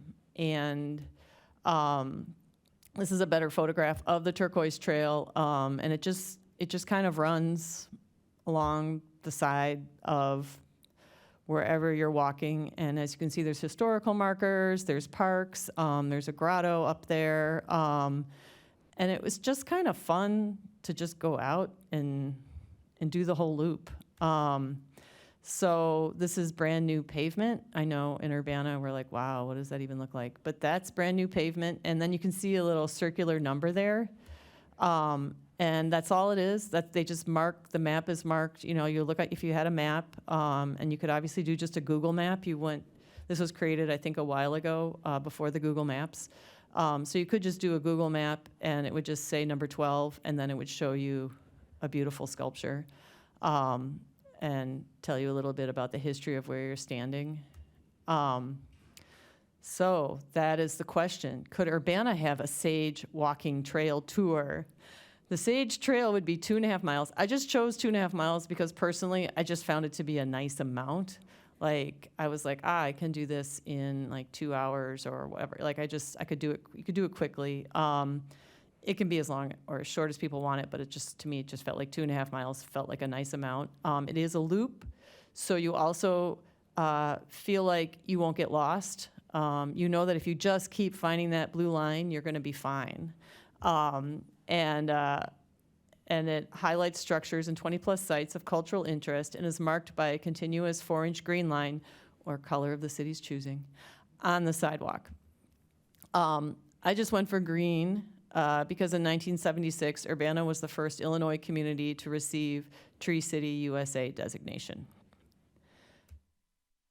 What will you see on the Sage Trail? Walking the Sage Trail, you will loop by hotel entrances. I think you're picking up on a theme here. Restaurants, bars, murals, sculptures. And again, I have to say it was really smart the way they did it, because they made me, you really were, every time you went onto your hotel, you went, what is with this silly line? Like, what is going on here? And it just makes you kind of try to figure it out. Restaurants, bars, murals, sculptures, historical markers, historic neighborhoods, parks, landmarks, and city buildings. It would be an enjoyable way to explore the city without a map or mobile phone and not get lost. It would connect the Urbana Farmers Market and possibly that beautiful new structure to downtown, and the Rose Bowl's back porch with live music. And this summer, the Rose Bowl is going to be doing live music after the farmers market. So even if we wanted to do a pop-up of this and just see if, you could do it with chalk paint and just sort of start mapping it out and seeing it. It would just be a nice way to get people to move through the city. So I did not map out if these structures are all within 2.5 miles, I will be honest. But I got a lot of Todd Fram sculptures in there. Yeah, there's like Carl Park, there is the Rain Garden, there's murals in downtown Urbana, and there is, actually quite a few of these are, there's the Idea Garden, and then the other one is the gardens, the community gardens, right over there, whose name I am spacing. Residents new, so who would it be for? Residents new to the city, residents who want to explore and exercise. I know we have a lot of historical markers. It would give you an excuse to actually go out and actually stop and read the historical markers. So that would obviously be a thing you'd really want to do, is find, I know there's a really interesting, if you've ever done jury duty, you know that there's a really interesting Lincoln historical marker in the courthouse over here. It's very cool. It's very neat, actually. So visitors, and we have Lincoln houses over here. Visitors to the university looking for a guided walk, tourists interested in historical markers. So partners would be, we could probably get a walking grant for this. This is like a really people really enjoy funding things like this because it's very straightforward. It brings a lot of people together. We could have the Urbana Free Library host a PDF of the map, but honestly, I think we'd probably do more of a Google map. I do that for the Urbana Amble, and you can just pull it up on your phone. But I suspect we'd also want printed maps because I personally like printed maps. The Urbana Arts and Culture Commission, the Urbana Historic Preservation Commission, the Urbana Bicycle Pedestrian Advisory Commission, Urbana Park District, University of Illinois would be behind this. I assume the MTD would be behind this. VO Ride and possibly the Hotel Royer Urbana. So that's what I have. And I saw these. Well, there's a bus stop by my house where I was like, I should buy a park bench. I should see if I can buy a park bench for people to sit on it while they wait for the bus. And then I looked at the price of the bench and I went, I will not be buying a bench for the people to sit on the bus to wait for the bus. And then I saw these and I went, oh, that might be cheaper. So that's what I got. That's my presentation. Very cool, thanks. Any comments on that? African American Heritage Trail. I know they've got a few locations in downtown Urbana they're considering. That could be a great connection too. Yeah, I saw that Champaign had that, and I thought that's really cool. Now, if they just put paint on the ground, I would actually go and see them all because I'm really bad at reading maps. I don't know if I can emphasize how poorly my map reading abilities are. But yeah, that would honestly be really, really cool. That's actually what I really like about the idea.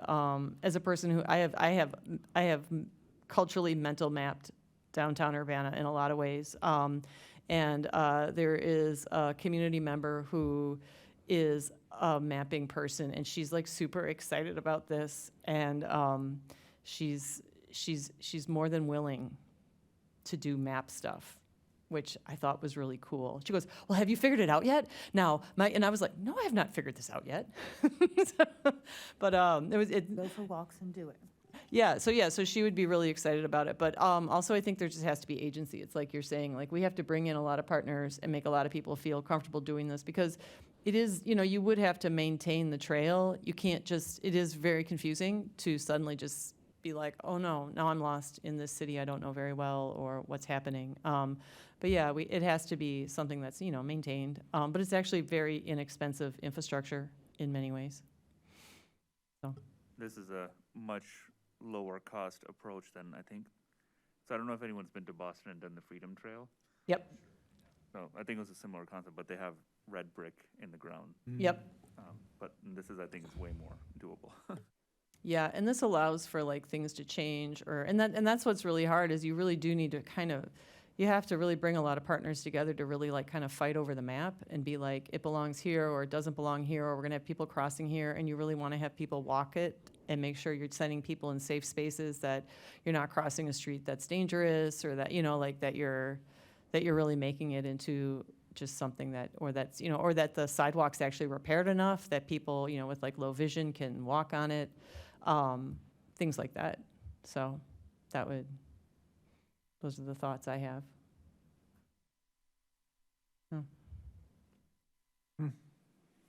I guess the number one question is does Urbana have extra paint and what color is it?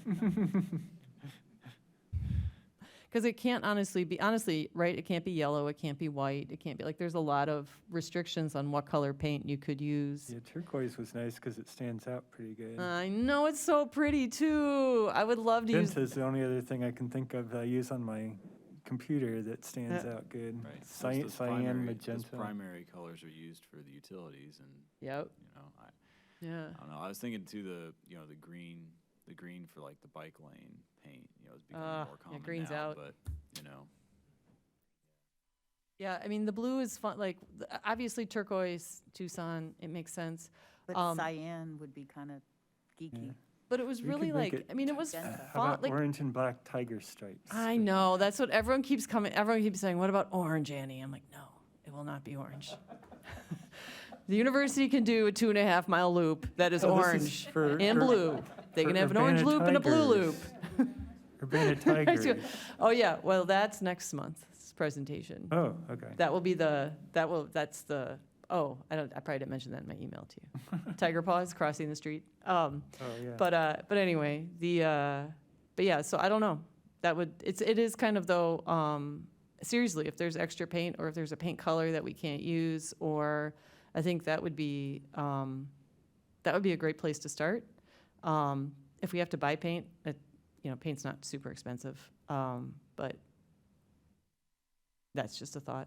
But yeah, and it also has to be a color, because you want to base the name of the trail on the color for so many reasons. So, yeah, that was all. It just really inspired me because I thought, oh, this is how we're going to get people, to kind of move through our city and see the city the way we see the city, and the way, just get people to slow down, and be like, oh, like there's a beautiful tree over by 25 o'clock. it's probably like one of the oldest trees in our, it's just gorgeous. Like, at one point, someone put like a bow on it for like the, It's a legacy tree. there you go, see? Mm-hmm. That's another layer of the mapping, the legacy tree. And you can do that in Google Maps. You can like layer different maps on top of all of them, but you gotta keep it simple for fools like me who don't want to be overwhelmed. So, Yeah, and even if you just include like, a couple of Royer stops and a couple of Lincoln stops, a couple of legacy trees, at least people would know that, oh, this is a legacy tree, one of 20 or whatever.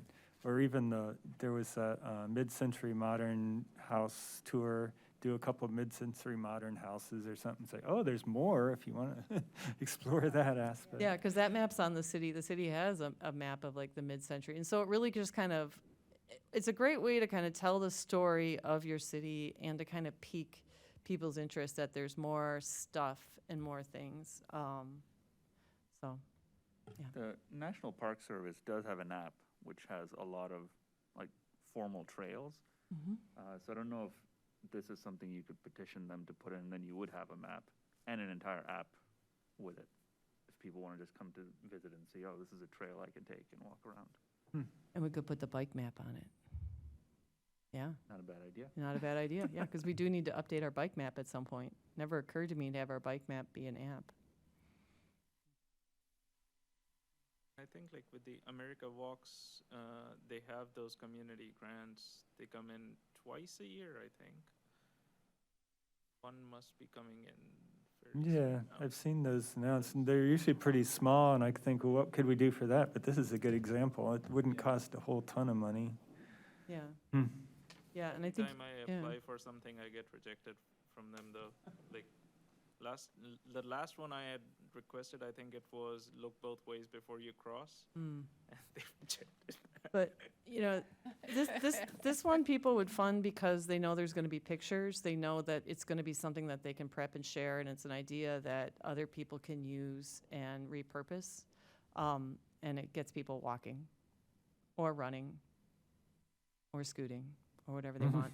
But it is like, what I really like about it in a lot of ways, it is very walking and running focused. It's very much, it's not just about, anyway, I think it's interesting pedestrian infrastructure. That's my, and I think it's a great way to sell the city to people. Okay, thanks, Annie. Mm-hmm.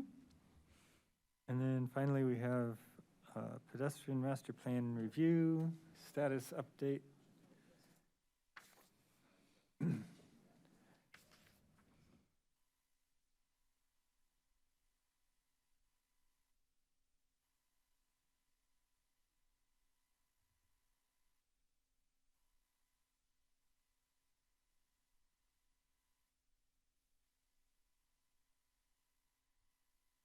Okay, well, thank you very much, everyone. This took a while to get here, but I'm really excited to actually get through it. And I will apologize in advance, there's no emojis in this presentation. So, and not even that many pictures. It's gonna be a wall of text, so please get ready. Okay, so this is my presentation on the City of Urbana Pedestrian Master Plan. Sorry, I shouldn't say update, I should say review. Kind of just threw that in there. For the BPAC, and I didn't put my name on there, but Yusuf Shah. So a quick outline, I decided to go through a very high-level overview of the actual plan, just to bring people back up to date on what the goals were, followed by the city council and the mayor's goal, which was kind of front and center of the plan itself. And I wanted to highlight just the connection between what the plan is trying to achieve and what the overall council strategy is. And then I went through each of the goals and objectives in the PED master plan and tried to see what information is available, at least in the public domain, about what has been accomplished, and where I couldn't find information, I asked John for assistance, so it was incredibly valuable. And there are many cases where I just couldn't find much information, so if I have anything incorrect, please feel free to jump in and let me know. And then some quick concluding recommendations on what I think may be a good path forward over the next few years. So a quick overview. The master plan was originally published in August 2020, had essentially two main target dates. One, most of the goals were written to 2025, with a few to 2030. I largely focus on the 25, just because that's really coming up. And the 2030, we still have some time for, but I think a few of them are more longer term. So that might be worth doing a review in 25 to come back and say, okay, what has been accomplished in the 5 years since the plan was first conceived, and then what really needs to be the focus of the next 5 years. And overall, the plan is organized around 4 pillars or goals, so accessibility and connectivity, equity, safety, and vibrancy. I think there's been a lot of focus on some, and a few others have kind of fallen by the wayside, so I'll try to highlight those as we go through. So very quickly on the City Council and Mayor's goals as they were published in the plan itself. I quickly just posted up here the ones from 2014 and 21, which just by the view of it were very clear objectives with mapped actions to them, followed by the City Council and Mayor priorities from 2018 to 21, which are a little less defined but still mapped well to the plan itself. And then moving into what are the current Council and Mayor's goals, where most of the focus, where at least I could find mapping to the master plan, was in the areas of infrastructure and economic recovery and development. There wasn't a good mapping in the public safety and well-being, and I think with the presentation on Vision Zero and with some of the metrics that I'll get into on the safety side, I think it'll be important to really bring that back up in the next round of council goals, which, as I'll quickly point out here, the recommendation is to really get to work with mayor and the council. I think at the end of the year is when they'll be starting the exercise again, to align the goals and objectives of the PED master plan with council strategic goals. So while there's been a lot of progress on the infrastructure side, I think there's a lot of work that needs to be done on the safety side as well. And there was one very clear recommendation in the plan to have a bicycle and pedestrian coordinator for the city of Urbana. I know hiring's been tough the last few years, but I think it'll be good to kind of petition to pursue that, or to either hire or designate someone to really take on that role. So as going through each of the objectives, there's a very simple rubric, green text showing we're making good progress, yellow text that some progress still needs to be made to really keep on track, and red that there's not sufficient progress on the objective. And again, kind of focused on 25. There's still time to 2030, so I think we can put those on ice for a little bit. So the first pillar, accessibility and connectivity, improve Urbana's pedestrian infrastructure to enable and encourage all residents and visitors to walk to their destination. So a quick overview on, oh wow, the colors are really washed out, but doing really well on the first three, which really have to do with sidewalks, compliance, and condition. City's done, I think, made quite a lot of progress on its sidewalk inventory. The next two are supposed to be gray, and those are the ones that kind of go out to 2030 that I wasn't able to find much information on, but I think, as I said, there are more longer-term goals, so we can wait on those. Making good progress on connectivity barriers that add extra distance and difficulty walk, but I think there's still some progress that can be made. And the last two I didn't dig into too deeply. As I said, this has been a perpetual work in progress, and I wish I could have spent a little more time on it, but if you do know what the progress has been on either of these, please let me know, and I can go back and update these. So very quickly going through the first. Could you go back to that one? Sure. So with that first black bullet, was that referring to like snow clearing essentially, or like leaf clearing? Yes. Okay. So the first one, increase sidewalk ADA compliance score for at least 10% of Urbana's existing sidewalks by 2025. Overall score improvement, I pulled this out of the sidewalk inventory, at least the data that's there, as well as the map. Overall score improvements, about 20% of the sidewalks in Urbana have seen a rise in its scores. I didn't really drill this out for existing versus new. I'm not sure. I think the dark blue ones a lot of those might be new sidewalks, so I'm not sure how that changes it, but at least the scores from 70 to 80 and 80 to 90 are largely going to be existing sidewalks. And so I think the city's done quite well on improving the compliance score, at least based on the data that's available. And then the sidewalk condition score likewise seems to be significant improvement, going all the way up to 100 for more than 5% of sidewalks. So I think the city's on track there. And where are you getting the current conditions for this? These are all on the Sidewalk Explorer. It's the RPC has Oh, okay. a widget up, and you can go through and filter by a whole series of metrics that they have, and also download the data Okay, cool. to review it. So And then, the maps are really nice.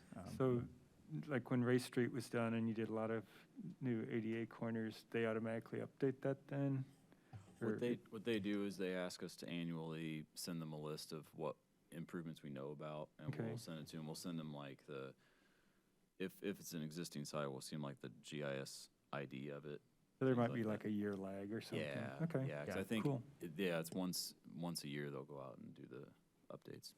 Yeah, there was a big difference in the maps and the data while I was preparing this presentation. So I think sometime in March, that data for 22 was updated. And when I was preparing this prior to that, the scores were actually quite different, and I had to change the colors. This one, I'm not entirely sure about. Increase the amount of new sidewalks in Urbana by at least 2,640 feet by 2025. The inventory shows an increase in 17.3 miles of sidewalk, but I don't know if those are actual new sidewalks built or just new entries into the database. Definitely, probably more of the latter. But I mean, there's been some work done, but that's a lot. So yeah, Because I want to say we have like, I was just doing these stats for council. I want to say we have like 235 miles of sidewalk, maybe, okay, compared with 143 miles of street. So right. not Okay, yeah, this would be good to get cleared up, and find out exactly how much of it was new sidewalks, which I think is the dark blue ones, but it's not exactly 90,000 feet. And then the next two were the ones from 2030. Increase the percentage of arterial roadways in Urbana with pedestrian infrastructure on at least one side of the road from 85 to at least 90%. I wasn't able to find at least standalone GIS data on the sidewalks. I wasn't able to compare it. But that's something I think, as I said, the target is 2030, so we have some time to collect that information and review it again. And then direct and visible access for pedestrians of all ages and abilities from 3 destinations not currently connected to Urbana's sidewalk network. I'll go into one of the other goals, which when you actually look into their specific strategies, they call out what locations would be good would benefit from these improvements, whereas this one didn't.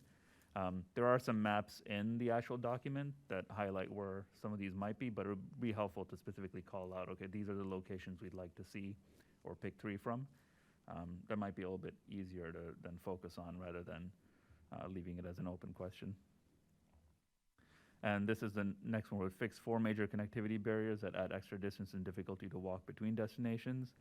So I looked at the same sidewalk inventory to see where new connections had been made. So by all means, there could be some corrections here. The first one, I wasn't entirely sure how to interpret that, since it talked about connecting Amber's Park to the south, but the Greenways and Trails plan called for connection between Amber's and Judge Weber to the north. So I'm not sure what the southern connection there was meant to be. You think I would be talking about a mid-block crossing of University there? Yeah, I think, I mean, the Trails plan does have a multi-use path along the south side of University that would be kind of hard to build now because MTD building's so close there, but I think the plan was to do something on the north, but then still put in a crosswalk to the south. Yeah, I'm not sure about connecting it to Judge Weber. That would be across the creek, right? Yeah. Yeah, that's probably not going to be before 2030. And then Aspen Court and Urbana Townhomes. I think there is a path further south. so I'm not sure if that was meant to be that, but there was a new sort of trail that was put in. But I'm not sure if that's completely separate. But yeah, I think these we can kind of go through and identify each one of them. The ones in green, I was able to find a recent connection somewhere nearby. And the ones in yellow, I wasn't able to find anything, so it'd be worth looking into a bit more.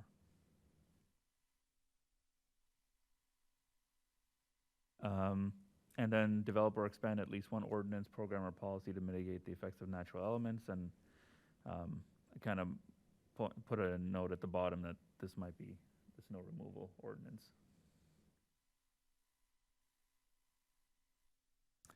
And the next one is develop or expand at least one ordinance, program, or policy to improve pedestrian access through developments and redevelopments on private properties. A lot of these had to do with working with applicants on new development applications, but there is one very clear call out, and that was to add this requirement to the Urbana Engineering Site Plan Review Checklist. Last I checked, it wasn't in there, so it might be one of those things to try to focus on for the next 2 years. And the next one, equity, invest in Urbana's pedestrian resources to improve all substandard areas, especially areas of concentrated racial or ethnic minorities, lower income areas, and transit-dependent populations. A lot of this has to do with providing materials, but the obvious ones were the pedestrian infrastructure improvements, proposing the Kuas sidewalk network inventory and assessment, project priority areas, and I think those are highlighted in some of the sidewalk improvements that were in the first part. So I think I'll go into those a little bit more in the next ones, in the next few slides. And then there's some of the short-term projects in each of Urbana's 8 neighborhoods. I wasn't able to dive too deeply into it because I don't have a breakdown of the projects themselves to overlay with, say, a map of the neighborhoods, but that might be worth taking a further look into. And then the walking school bus is another question I had. I'll get to in a minute. But when we look about some of the project priority areas, the EQL number 3 project, the Silver Street, I think falls in the Philo Road priority area. So I think that does qualify. And then Lincoln Square Mall, both compliance and condition projects were quite an improvement on the sidewalks there. So I'm not sure if we would consider those qualifying improvements, but or there were supposed to be other priorities here. And likewise, the Philo Road and Florida Avenue compliance scores went up quite a bit in certain areas as well. So you can, I guess, petition to have or look into this more of a in progress rather than achieved or achievable. But there's been quite a number of improvements on the sidewalk conditions and compliances in that area. And like I said, this one implements at least one short-term project proposed in this plan of each of Urbana's 8 neighborhoods by 25. The strategy listed here in the plan was to produce a list of completed and current pedestrian infrastructure construction projects by neighborhood at the end of each construction year to be shared on the city website and with BPAC. So I'm not sure if that's currently being done, but it'd be good to put that on our agenda, I guess, for the annual reports. And this is another, I guess, question I had. Invest in the extension of the Kickapoo Rail Trail to at least one Urbana neighborhood, predominantly lower moderate income households by 2030. It's a 2030 goal, so I didn't look into it too much, and I'm not fully familiar with the geography of Urbana yet, but it felt like it crosses several neighborhoods, but so I'm not sure if this is meant to be an investment in terms of actually implementing it and expanding it, or whether it was more in the plan itself.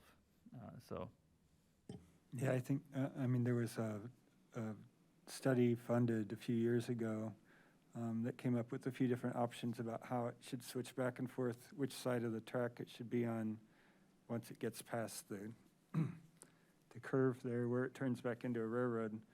But that's as far as it's got. I don't know if there's been any more, I don't think there's been any applications for funding to implement it, but that's definitely something to work on.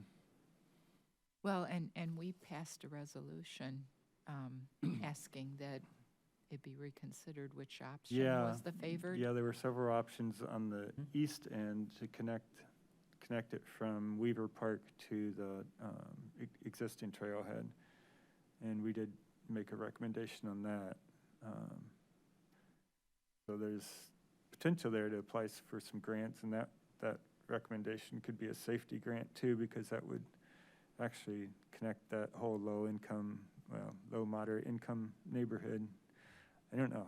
I don't know what kind of problem it is that it's not an Urbana neighborhood. Yeah, it's not, there's parcels in there that are in Urbana, but it's mostly a Oh, yeah, that's township. right. There are some individual It's parcels. mostly a township neighborhood, but yeah, there's Yeah. a dozen parcels or so in there that are in Urbana. And it just feels terrible to say, you're not in Urbana, so just die. You know, it's, Yeah, so that's a good thing to bring up. Even mean, it though it's also- 2030, it's something that's going to take a while, so Yeah. it's something that we need to really kind of keep focused on. yeah, I was concerned where our recommendation ever really went. We passed it, but we didn't send it to RPC or, Yeah, it never got officially into any kind of plan. yeah. And so it so it's It's a kind of just recommendation, lost. yeah. Yeah, it's just somewhat lost unless someone's around to bring it up. And actually, even though that particular neighborhood right there is not Urbana, there's certainly other neighborhoods right there that would be benefiting because of that patchwork. Yeah. We have a 3-minute warning till Oh, 9 o'clock. 3 minutes, okay. All right, I'll Do we try and need power to through. ask for more time to extend the meeting? Yeah, I think was a motion to extend it by some 15 minutes or something like that. Okay, I move to extend the meeting by 15 minutes. Second. moved by Sue and seconded by Audrey to extend the meeting for 15 minutes. In discussion, all in favor say aye. Aye. Any opposed? That motion carries. Go ahead. Thank you. It's because Eustace is doing such a good job, and he won't be with us for a whole lot longer. So I'll I'm give you at least surprised you're. give you at least 15 minutes. Thank you. I'm surprised you're not all falling asleep, but. This one is actually more of an open question. Expand the walking school bus program to all Urbana Elementary School by 25. I don't know if the walking school bus is separate from the safe walking routes. I kind of assume the safe walking routes is the update to the walking school bus, but at least all the public schools, with the exception of the Urbana Childhood School, Early Childhood School, and the Gerber School, already have routes outlined. So I'm not sure what else is there to accomplish. These were all mostly in place pre-21 and 2020. Yeah, the walking school bus was a volunteer program where parents or others could volunteer to actually walk students to school, and then stop at residence and pick students up as if it was a school bus kind of Okay. thing. I don't think that's going on at any of the schools right now. I'm not sure. Cynthia would probably know, but I yeah, haven't heard about any of them going on, but that's kind of something that the Safe Walk to School project has been taking the There lead was on. one school, I Might thought be it might have Prairie been School. Leal, but there was interest in it, and they were coordinating with a staff member at MTD who was part of the Safe Routes to School grant management, but then he left for RPC, so I'm not sure how that ended up. I Yeah, don't it takes think some there's any. coordination and some consistency and people willing to do it and stuff, but yeah. Okay, so So this is. there's work to do there, but Okay, because I remember I saw the first document on the walking school bus program from 2017, and I thought, oh, this looks like. And I'm just walking around. I've seen people walking with groups of students to Leo at least. So I thought, oh, it was fully operational, but I guess it's it, not. it seemed to take hold at Leo pretty good. I don't, maybe there's still something going there. And then I think it worked for a little while at maybe at Dr. Williams' school. And then, as far as I know, that was about it. Okay. Safety, eliminate fatal and serious pedestrian vehicle crashes. So this is just more of a footnote to the great presentation that Audrey provided on Vision Zero, but act to reduce the number of annual pedestrian vehicle crash fatalities in Urbana from 1 to 0 between 2020 and 25. As we know, we had 2 in 22. So there's quite a bit of work to do there. An act to reduce the number of severe pedestrian crash injuries in Urbana by a minimum of 50% by 2025. I went through what is available on the open data database. It did drop from something like 89% to 73% in 22, but total incidences were higher, so the share is a bit misleading. Then there was a few that I think that I wasn't able to really dive into, but then at the bottom, I think the funding at least has been more positive news. But jumping into the to the crash statistics, here's the data from at least the open data portal I could find for the 3 years, 20 to 22. And as you can see, the number of accidents with pedestrians went up by almost 2/3, and the number that were then double counted or double reported as injuries was up by another more than 1/3. So while the actual shares have been going down by year, the total number of incidents have been going up. So I think I largely just marked that as a red, where I think there's a significant amount of work still needs to be done. And then with regards to the actual strategies listed, we have develop and adopt a Vision Zero action policy and action plan. So I think there's quite a bit of pressure to get that done. I was under the impression that there was an action policy thinking about the RPC's work, but I think the city does need its own. And then a few other items that I highlighted that are more specific to the work that the city could do, where city staff explore the development of a traffic calming policy, consistent pedestrian signage marking the signals, and point in area lighting assessments in an effort to reduce crashes, or some of the strategies that were listed in the plan.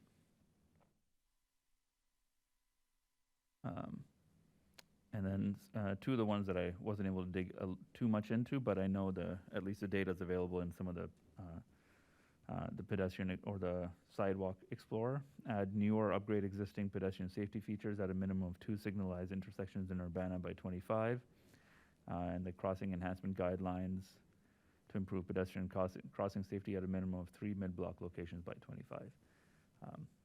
I didn't look into these too much, but I don't know if that might warrant some more investigation to see how we're doing on that. And then the bit of good news, of course, is the city's been dedicating more funding than was anticipated in the plan for pedestrian trail construction and maintenance. So these are from the capital improvement plan.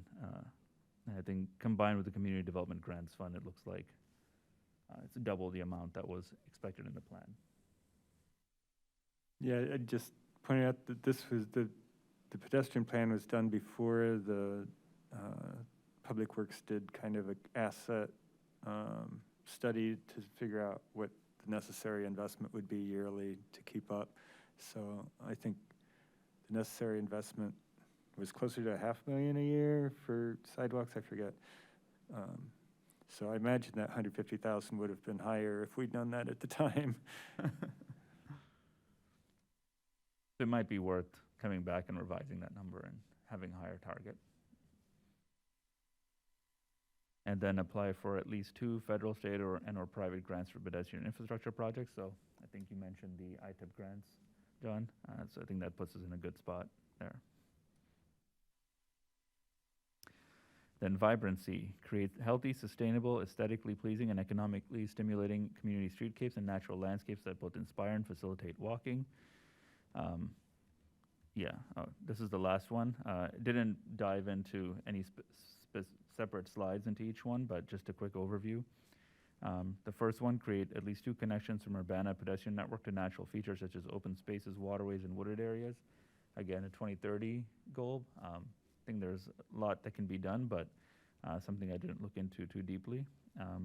Second one, provide support for at least 2 existing and or new events that connect walking and business by 2025. There are a number of strategies listed there. I could be wrong, so please correct me if the red isn't warranted, but one of them was pilot an open streets event. And I kind of wanted to bring that up because I felt like that's a conversation that's been happening here and something we could kind of focus on. And then support at least 2 active living initiatives by 25 that expand and encouraging walking to improve health. I think the city has quite a number of such initiatives underway, so I put that in the green. Work to shift at least 1% of automobile trips to walking trips measured in the Urbana Pedestrian Bicycle Survey by 2024.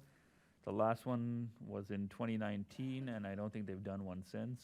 So I think this is up to RPC to come back and do a new survey. And then budget funds to improve the streetscape on at least 2 street blocks to be more pedestrian friendly by 25. I marked this as green largely for the compliance scores in the sidewalk inventory. I think the city's been doing quite well on that. And then the last 2, I don't think we've achieved the walk-friendly community designation, not am I aware if we've applied for it yet, but I think that would be good to pursue as well. And then 2 public art installations. I think Annie's project for the painting the clamshells might work there.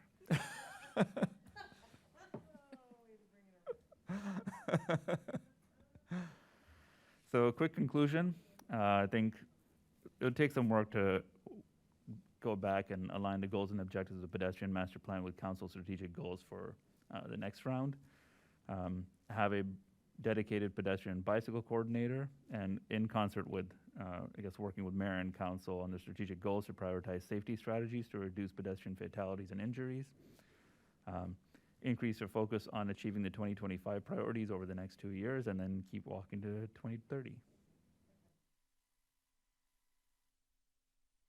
Yeah, that's all I had. Any questions? Thanks for all the work. I feel like lots of those could be their own agenda items. And will you send it, put it in our Dropbox? Or, as a good reference material for us to check up on? Yeah, actually, that could be on our website as an update too. Could be on our page.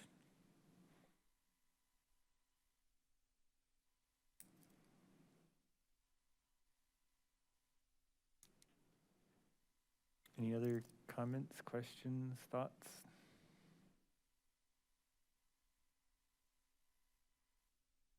Was I too harsh? Not harsh enough? No, I think it was about right. I think you were pretty soft on us, but Yeah, and it was great work, and you pulled a lot together.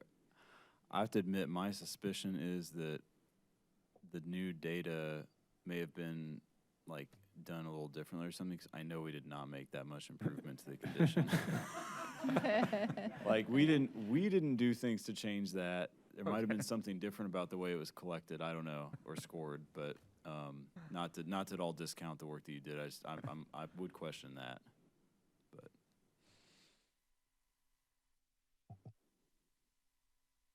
okay. Yeah, thanks a lot. I know that was a lot of work. Thank you for the opportunity to really dig into this. It was a lot of fun. I wish I had more time to really dedicate to it.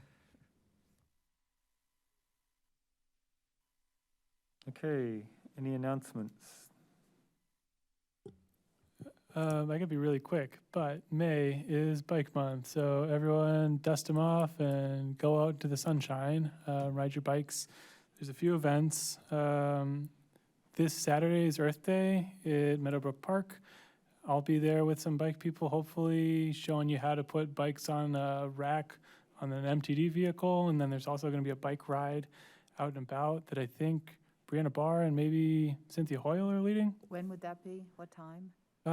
That is in the afternoon. I think there's a Facebook event for it around, I want to say 1 p.m., but check Facebook.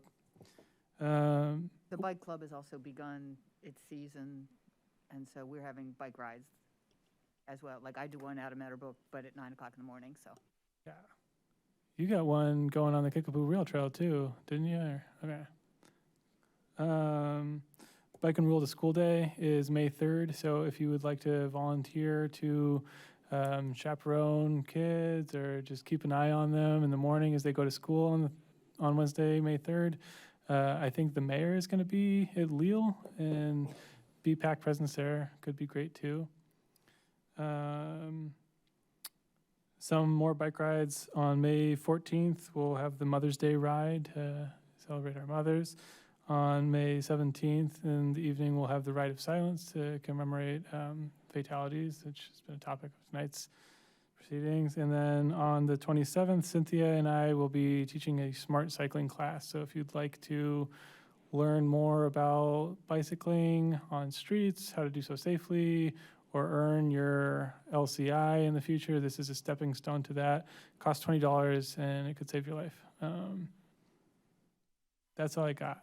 And the website's CU Bike Month or something with, Yeah, CU Bike Month, and it should have most of these events listed. Again, most of these all that I went through are on Facebook as well. So either of those places are good to look.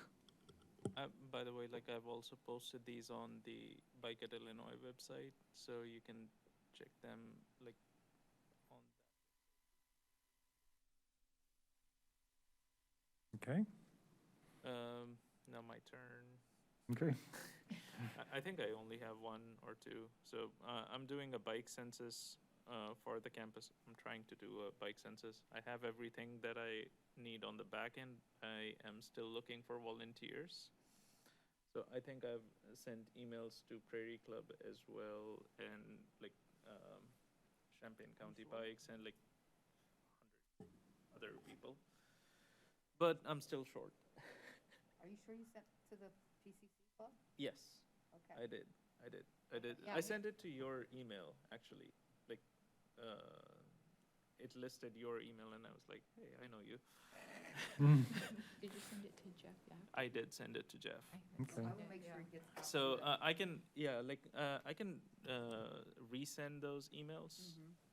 I don't know if I can send it to BPAC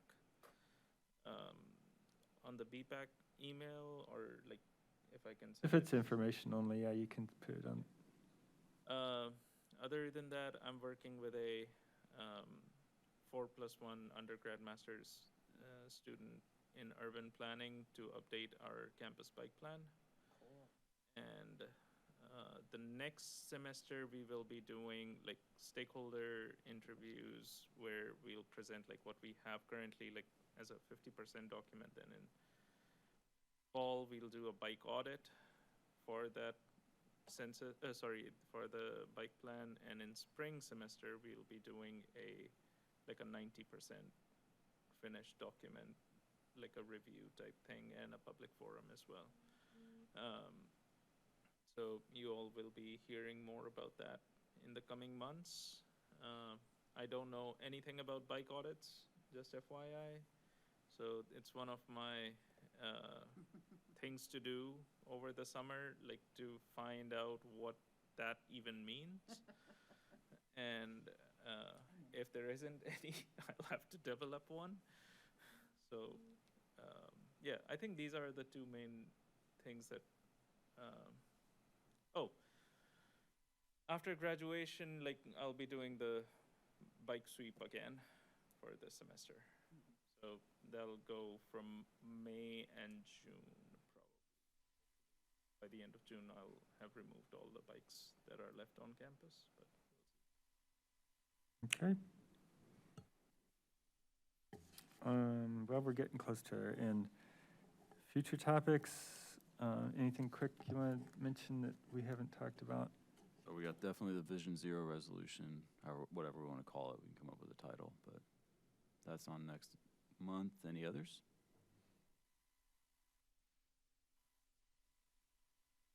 I don't know, maybe pick some topics from this? Yeah, maybe from the pedestrian, well, it is bike month, so maybe a bike topic too, but, Yeah. okay. Yeah, that's a good idea.